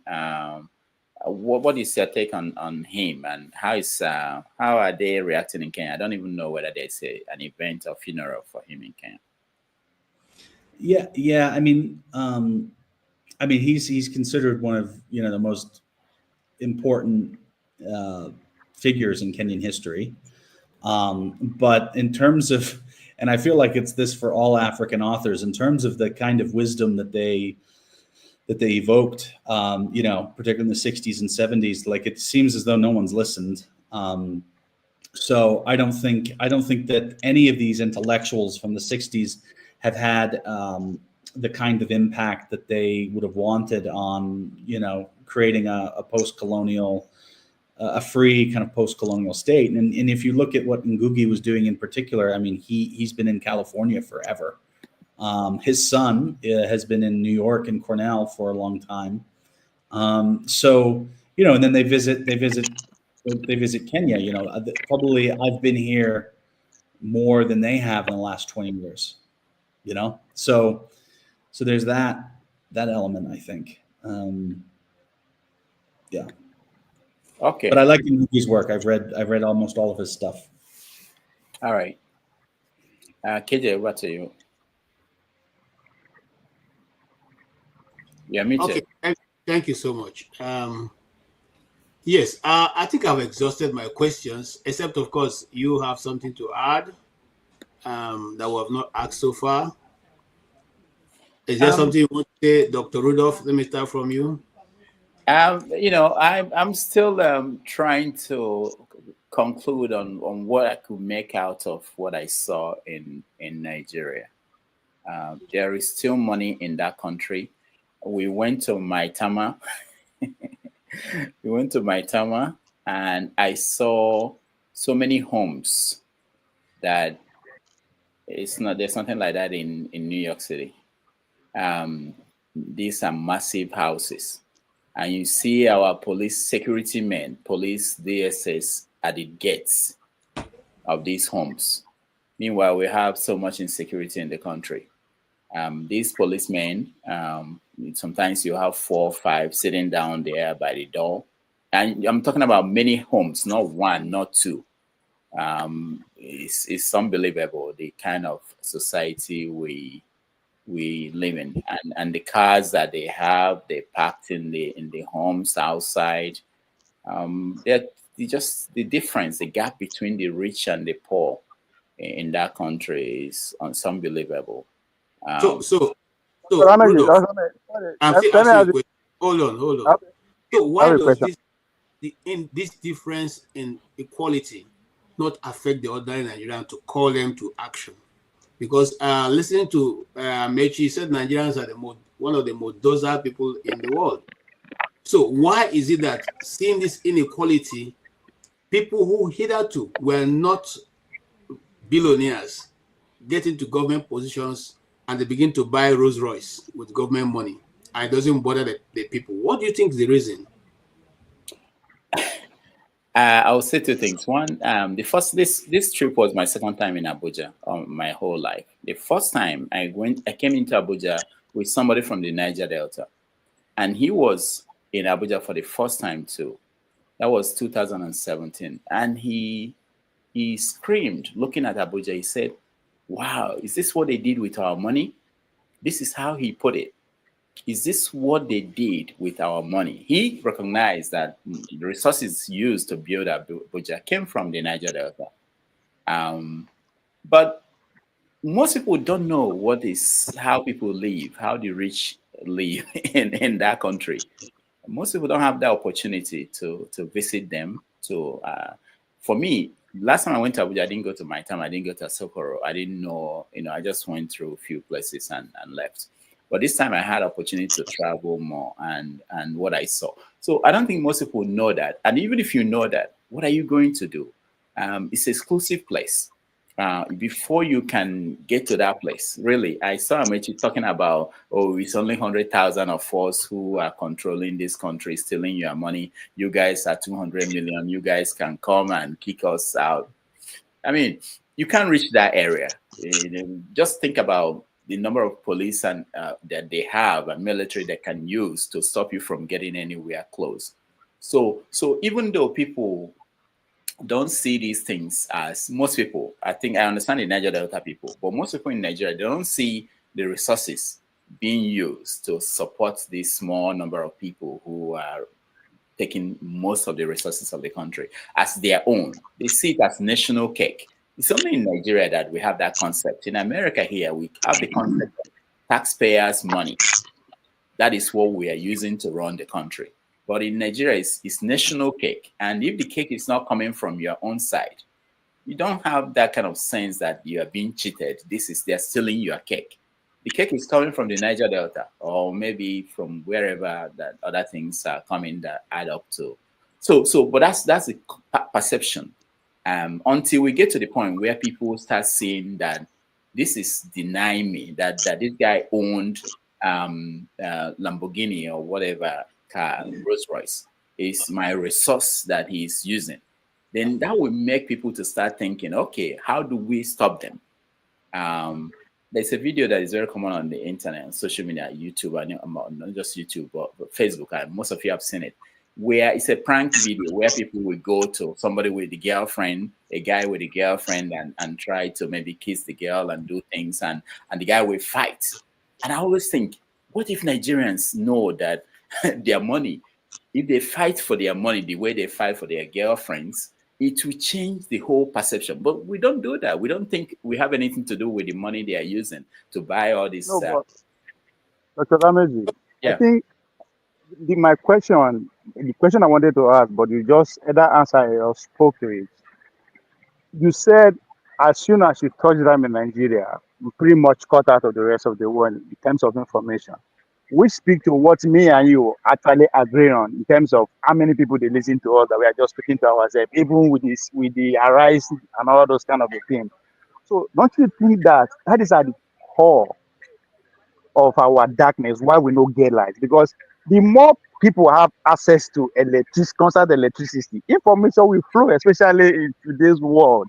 So don't you think it's at the core of why we just say, nonchalant attitude? It's not even a case of a national emergency that in 2025, whereby the next technology in terms of robotic and other is going to be powered by more energy. All our leaders don't even care about light. So I think the fact that they are denying us electricity is they are denying us information that you just clearly, experience yourself. So people don't know. So my question now is, what do you think we can do? Because the fact that we are speaking different, when I mean we, those outside the country and those in the country, it's as if there's no alignment. And even if you are in the country, you don't even understand what is happening in your 200 kilometers away from you. In 2025, this one not be saying an 1800 that so what do you think we can do outside this normal way of talking, communicating through the electronic media? Because at this point it's not working. So how do we reach those people? Or how do people on ground even find a way to revolutionize the way to come together to have this synergy? Just so we understand, because stop. It's not about electricity. No. These guys, all the kids you find at home, they have phones. Remember, Pastor Jerry Eze receives 250 every day. 250,000 people watch him live. Most of them are in Africa. They're in Nigeria. They watch. It's not that they don't have any reason to watch you. That's why they are not watching. They don't believe in what you are doing. They have the means. They have phones. They watch all these clips, all these skits that people are making. They do. They know them. So that's a different conversation. It's not about electricity. It's not about whether they have the means of doing that. You said you were caught out of communication as soon as you touched down. What? Yeah, I'm talking about news. I'm talking about news. They are watching. If there are clips of Adiola talking, they will probably see that. If there are clips of macro, I don't know. So how do we invoke that trend? Something has to be done. People got to be aware of their environment, not even us necessarily. Those where they village, you know what's opening in Abuja, Lagos. So how do we? We have to go back to the fundamental. They don't believe that they are They think they are helpless. They don't think that all these things we are talking about is going to change anything. Okay. If you listen to Amechi in that video, I wish I can find it now and play it for those who didn't see that. Amechi was bragging that we were the people that fought for democracy. I was a student leader from 1983 to 87. That was when we fought the military and all those. And then what happened? You fought the military, you got into power. What did you change? So these are the things that people are listening, they are watching, and they are seeing it, and they are hopeless. People that they thought when they got there that they will change things, and they have not been able to do that. How do you expect people to believe that you, Ovie, you are preaching the same way that Amechi was preaching 20 years ago, 30 years ago, what we are going to do, how we are going to kick them out and change the society? But he got there, he didn't change it. So it's more fundamental. It's not about access to information or to means of knowing. They know that we are alive, but they're not. And with Declan observation of between the other people and the leaders, that means as if there's no hope because it's not that it's reducing, it's getting wider between the space between the leaders and the ordinary people. Yeah. All right. Okay. Odi, welcome. Hi. So hello everybody and people on the chat room and Mr. Declan, KJ, Dr. Rudolph.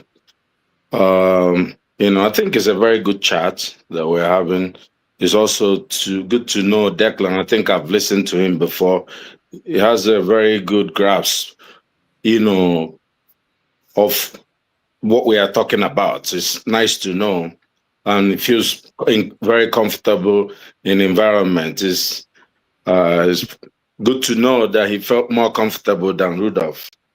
I like that part. He didn't care about the flies and all that, and that's why I like to know his perspective. But before I ask my question, I wanted to, just jump in on what Ovia was saying. The idea, and that goes to support what Rudolph had said earlier about people not caring about what we are saying.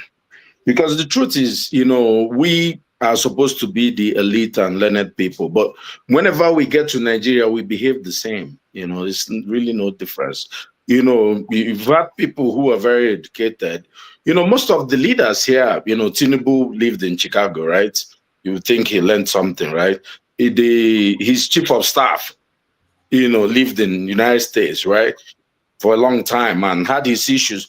All these guys have like big dossier here. They all have done some illegal stuff.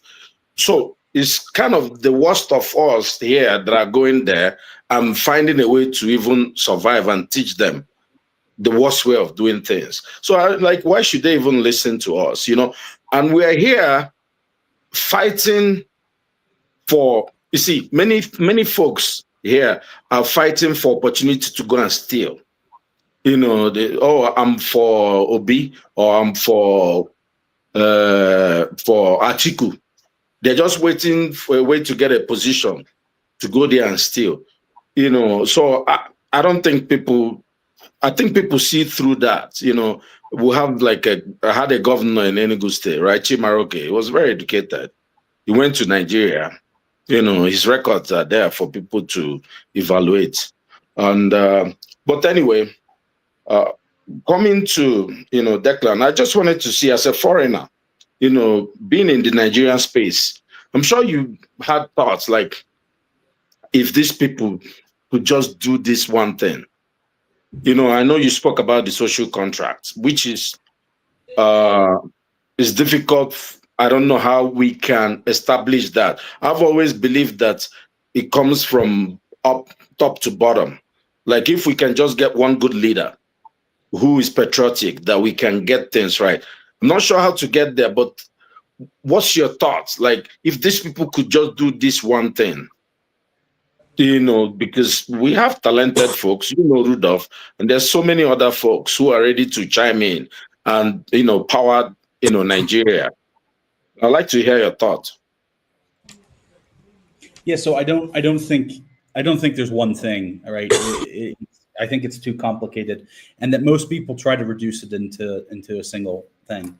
One of the dynamics that I've noticed across the continent, and it's something you can study in cultural psychology, which is there are cultures which place an internal locus of control, and then there are cultures which place an external locus of control. And what that means is that cultures with an internal locus of control believes that as individuals, they can shape external dynamics.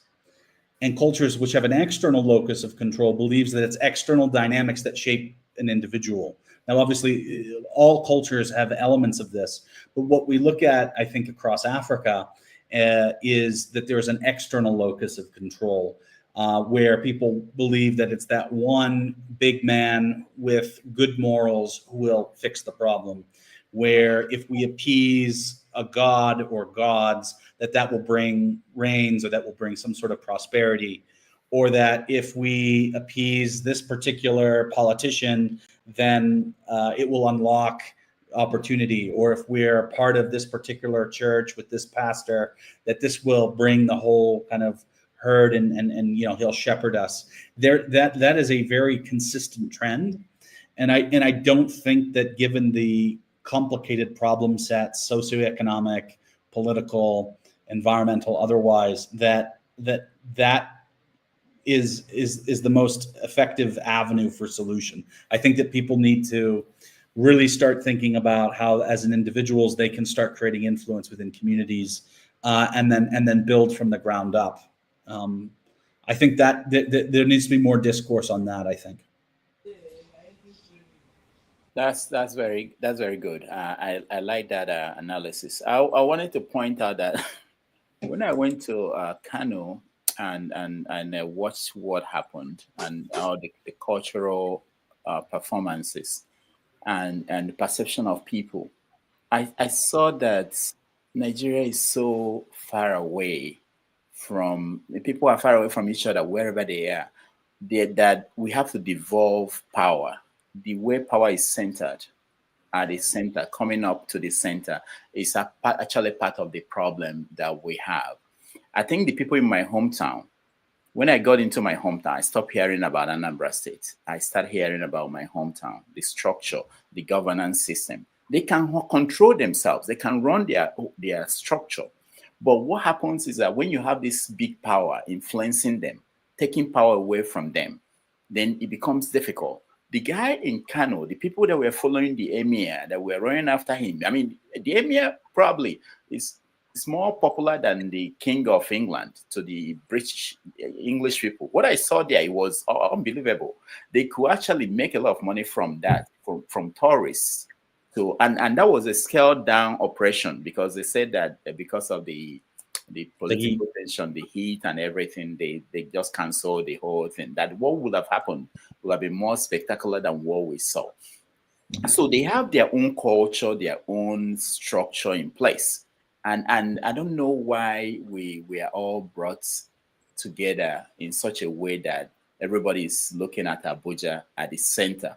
I think there will have been more progress if the federation is loose, such that people in different parts of the country will live there. And they are in Kano. I mean, they were oblivious of what is happening and who is Tinubu. I mean, they don't care. I mean, from what I saw, it wasn't a major concern for them. Even to speak English, it wasn't a concern for them. You know, if you don't speak Hausa, good luck. Go and find your way. So I think we should probably eventually come to that conclusion that for this nation called Nigeria, and most African countries structured the same way to survive, that we have to devolve power from the center. I see. But it is the way it is going now, discussing devolving power from the center in Nigeria is a no-go area. How do the Nigerian people get to the point where we can now sit down and say, you know what, we have practiced this centralizing everything to this point, it's not working. So can we now allow regions? Do you think that's going to be something achievable in the near future? Let me say this. You said it's a no-go area, but there's something that happened between Buhari and Tinubu that was surprising to me. Do you know that they've been able to allow states to generate their own electricity? They've been able to do. I thought it would be much difficult than how they were able to do it. I don't know how they did it. I thought that people will resist. Now, very soon, they will be able to put up the state police. States will soon have their police forces. I don't know how they are doing it. I think people don't even care what they do in Abuja. I think even the people that used to resist, the opposition states that used to fight this, everybody's now frustrated about the state of the country, that they sign up on anything. So it might happen sooner than we think. You know, it might not be the way, but I know what you're saying. I understand I'm concerned about that. I wish we could do it faster. I think if we do that, there will be faster development in the country than the way we are taking resources to the center and then having it redistributed again. Okay.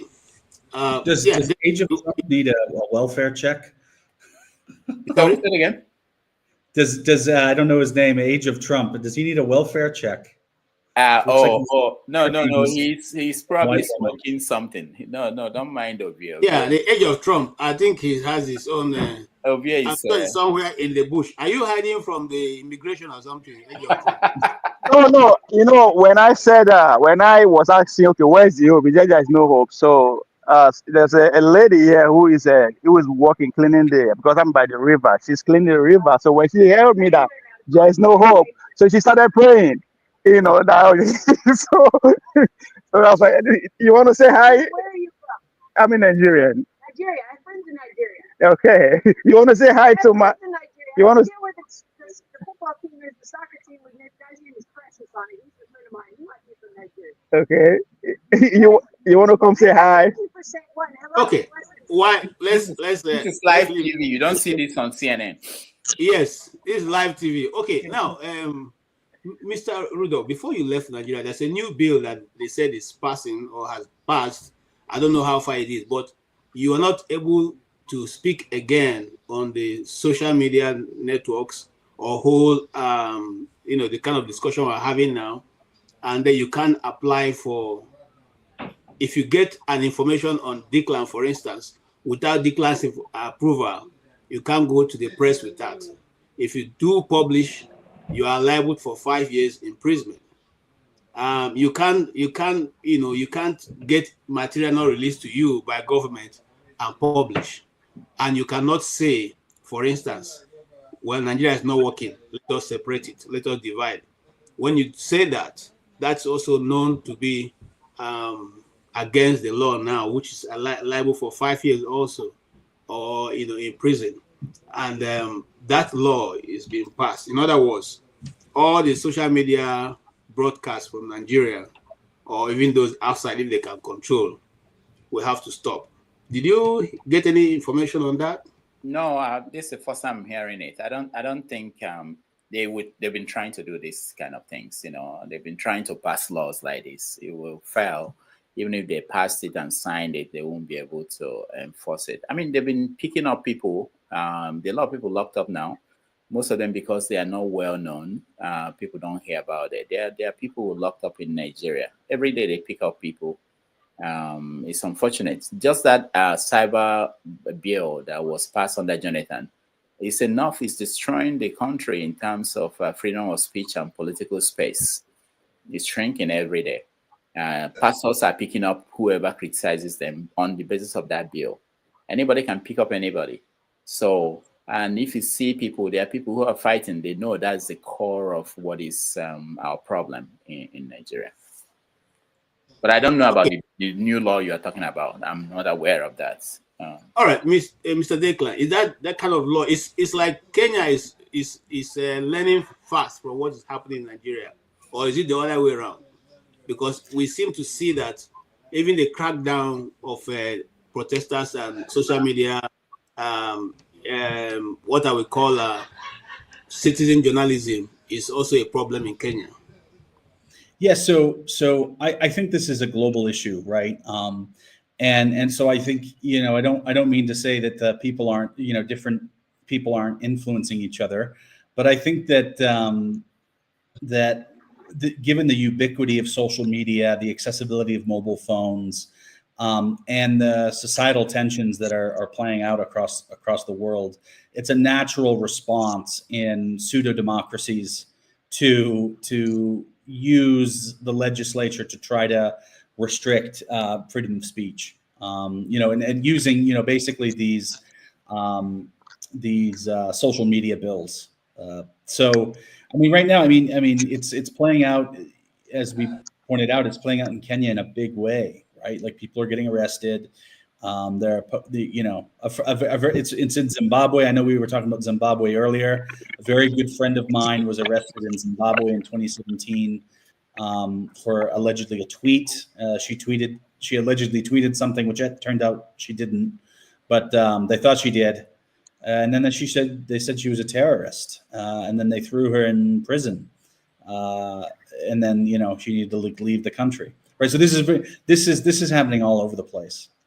Second question for you: is it possible for the genie to be put back in the box since they've been released so far? Because whatever they are trying to do now is to rewind the fact that people have become more aware. Information is everywhere, and it's getting, getting even better. Is there a way that the government can cock us back into the the box and lock it up, or it's just going to go from here and only God knows where we're going?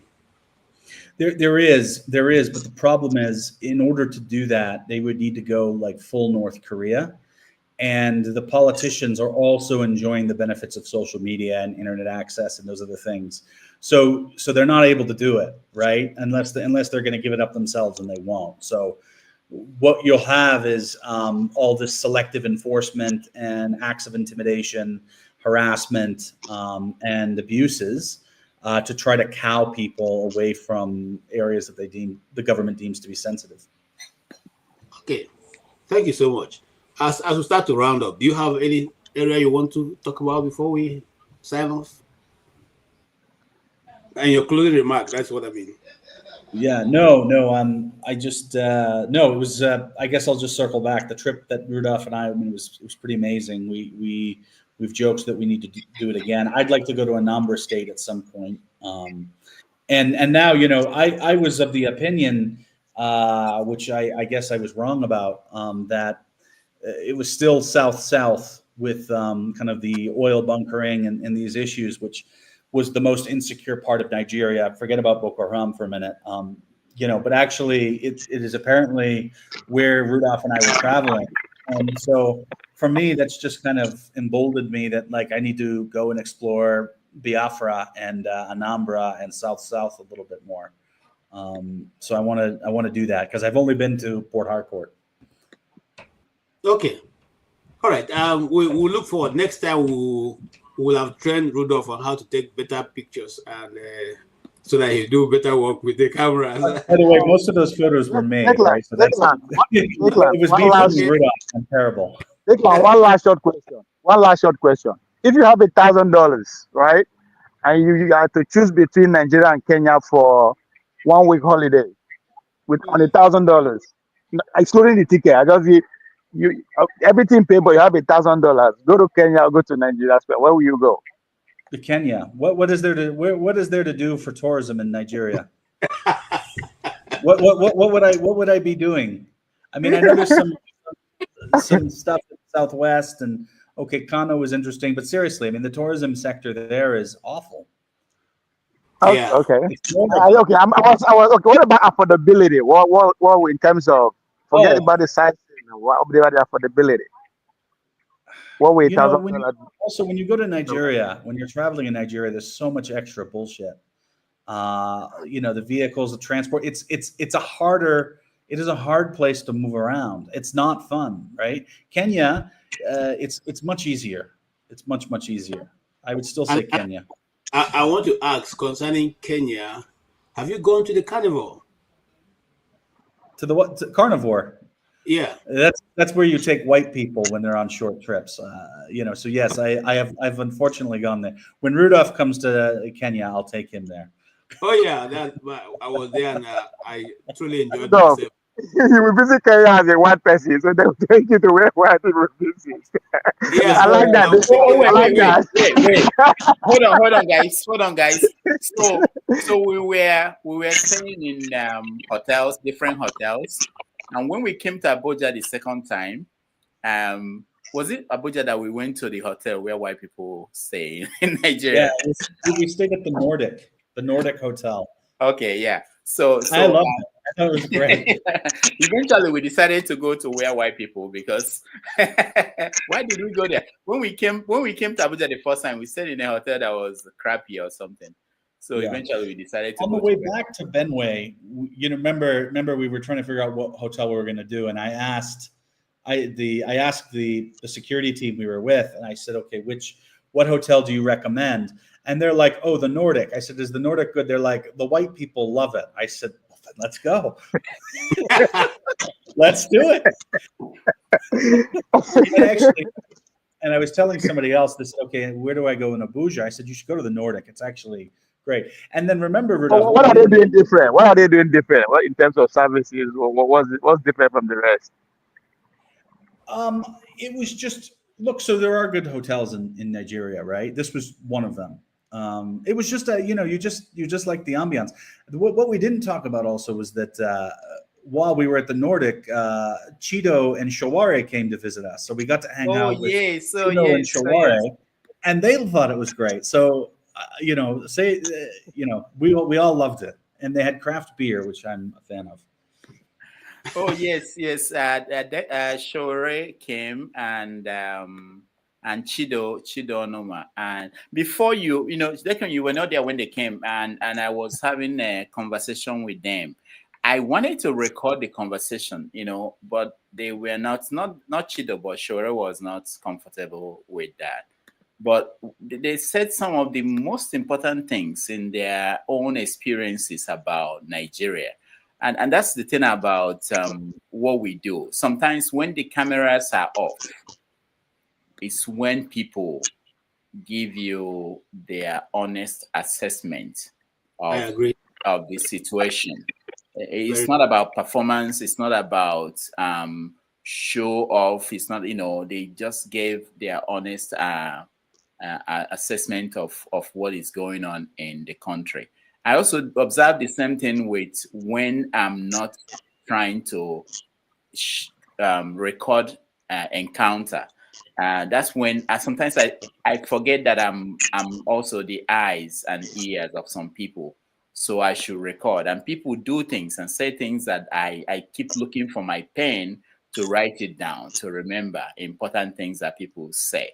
So I hope it's the same thing for most people when they go out there. There are more things that you see and hear that are very important that you don't get the opportunity to cover or record to show other people. But yeah, Shore came and Chido came. Very true. Did you guys go out at night in Abuja and did you have fun? Abuja, no. Did we, Declan? I don't remember. Did we go? We were so tired from this trip. Yeah. It was. There was no time for that kind of. You guys said everything except one thing. No, I didn't hear anything about the women of Kenya or Nigeria. I mean, what's going on? Oh, that's Declan. You have to ask Declan for that question. I'm married with children. I'm not single. Yeah. So, hey, men will be men. That question is not coming up. We have that question off camera. Hold on. No, we'll answer it on camera because these people are not there to collect bush allowance. It's the army that collects bush allowance. They are not army, they are journalists. All right? Journalists don't collect bush allowance. Yeah, this is it. I didn't know about this.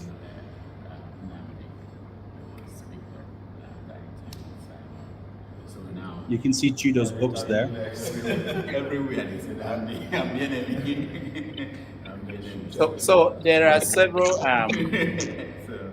encounters that are not covered. I don't have videos of them, but yeah, we did meet and we met other people and other conversations that will be coming up. I will try to write a series of essays of my experience in Nigeria and what I think from my own experience, where the country is going to and what could be done, really. But things are bad. I can tell you that. The economy is bad for most people. People who were comfortable when last you saw them 2 years ago. Now they are basically telling you, what can we do? And let me tell you one thing I did for my nieces and nephews, those that I felt could do things for themselves, I happened to travel with Mike, this mic that people use to record, use their phone and things like that. So I told them, look, you guys can have your own YouTube channels. You can start your own podcast. People do it. And it's not expensive to start. You can sustain yourself. So I think that's the direction we need to go. Get people on the local level, not even on the high level or town, just regular people. Get materials out of Africa and maybe sustain themselves.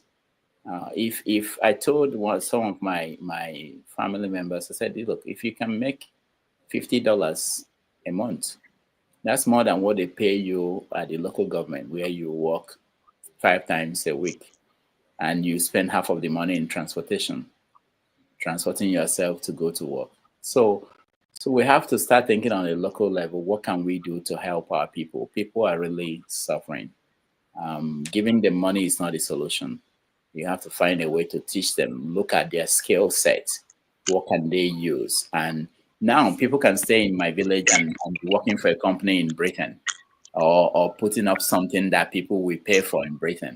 That's it. That's the new world that we live in. When we say it's a global village, we have to tap into it and see how people can utilize it and sustain themselves. All right, that's all I have, guys. Okay, thank you so much. Is there any advice for people who want to visit Nigeria? What to be your advice? Or people who want to jackpot? That's the last question, and someone just throwing in. If those who want to jackpot, are you going to tell them to? Oh, there were people who came to me and said they wanted to leave. Of course, it happens all the time, and I don't discourage anybody from leaving Nigeria. It's not. I just try to tell them what to expect and what to factor in. There was somebody I told that, look, you might leave the country and you won't be able to come back for the next 10 years, 5 years. It could happen. Are you willing to risk that? Is that what you want? There are people who I would say to them, nobody's telling you about your children. When you talk about going abroad, what happens with the children that you have? Are they going to come back with you? Especially people who are attached to the land, to the culture, and all those things. So I try to tell people the reality from my own perspective and let them make the decision. But I don't discourage anybody from leaving the country. No. Okay, Declan, your last question. Which is easier for America? Everybody wants to come to America. One of the major reasons why they are leaving is because of insecurity and lack of opportunities. Wouldn't it be easier for America to help governments in Africa to build their resources or build their country or even have security? Because I know that if there's security, most people will not leave Nigeria. Which is easier, to send people back or to help them build a stable country where nobody's willing to leave, like Southern Africa, where majority of the Southern African people really don't travel outside of Southern Africa? What will you say? What will if you are called by the American government to advise on the best way to go about this? What would be your advice to them? I mean, look, so it's not easy to develop economies, and it's not easy to fix insecurity. It's much easier to just leave, right? To answer your question, specifically, Nigeria's security conundrum is super complex, right? And in many ways, it's driven by poverty. Most ways, in fact, it's driven by poverty. So, yeah, that's that. I mean, that's what it is. It's fairly easy, actually. So. Okay, thank you so much. Rudolph, I hand over to you. I've enjoyed talking to both of you. Thank you for all you do. And Declan, thank you so much. I hear you've spoken out right from your heart, not trying to sugarcoat it. And I think that's what we need. We need very hard, honest talking points for both the leaders and the followers, so that we all can make an informed decision for our society and family. Thank you so much. I hand over to Ruth. All right, Declan, thank you so much for joining us, and all the people in the studio, those that the comment section, we appreciate all of you. Odi, thank you so much. Ovie, thank you. KJ, thank you. I also want to thank those that supported us. Team Ajek, thank you. Real K, thank you. I met so many people during this trip to Nigeria. A lot of them, they want to come on this show to air their views. I will be bringing them on as we go along, working on the time and everything that works. But it's been quite an an interesting thing to take yourself out from your base and go home and see people and hear real people talk and see people who watch this show and tell you what they think about the show. Not a lot of people who are watching, but people watch and they know what's going on. We hope that we can expand our reach, and in days to come, we are going to tweak some of the things we do, add few things to make it better. Again, thank you everybody who joined, and I will see you next week. Take care.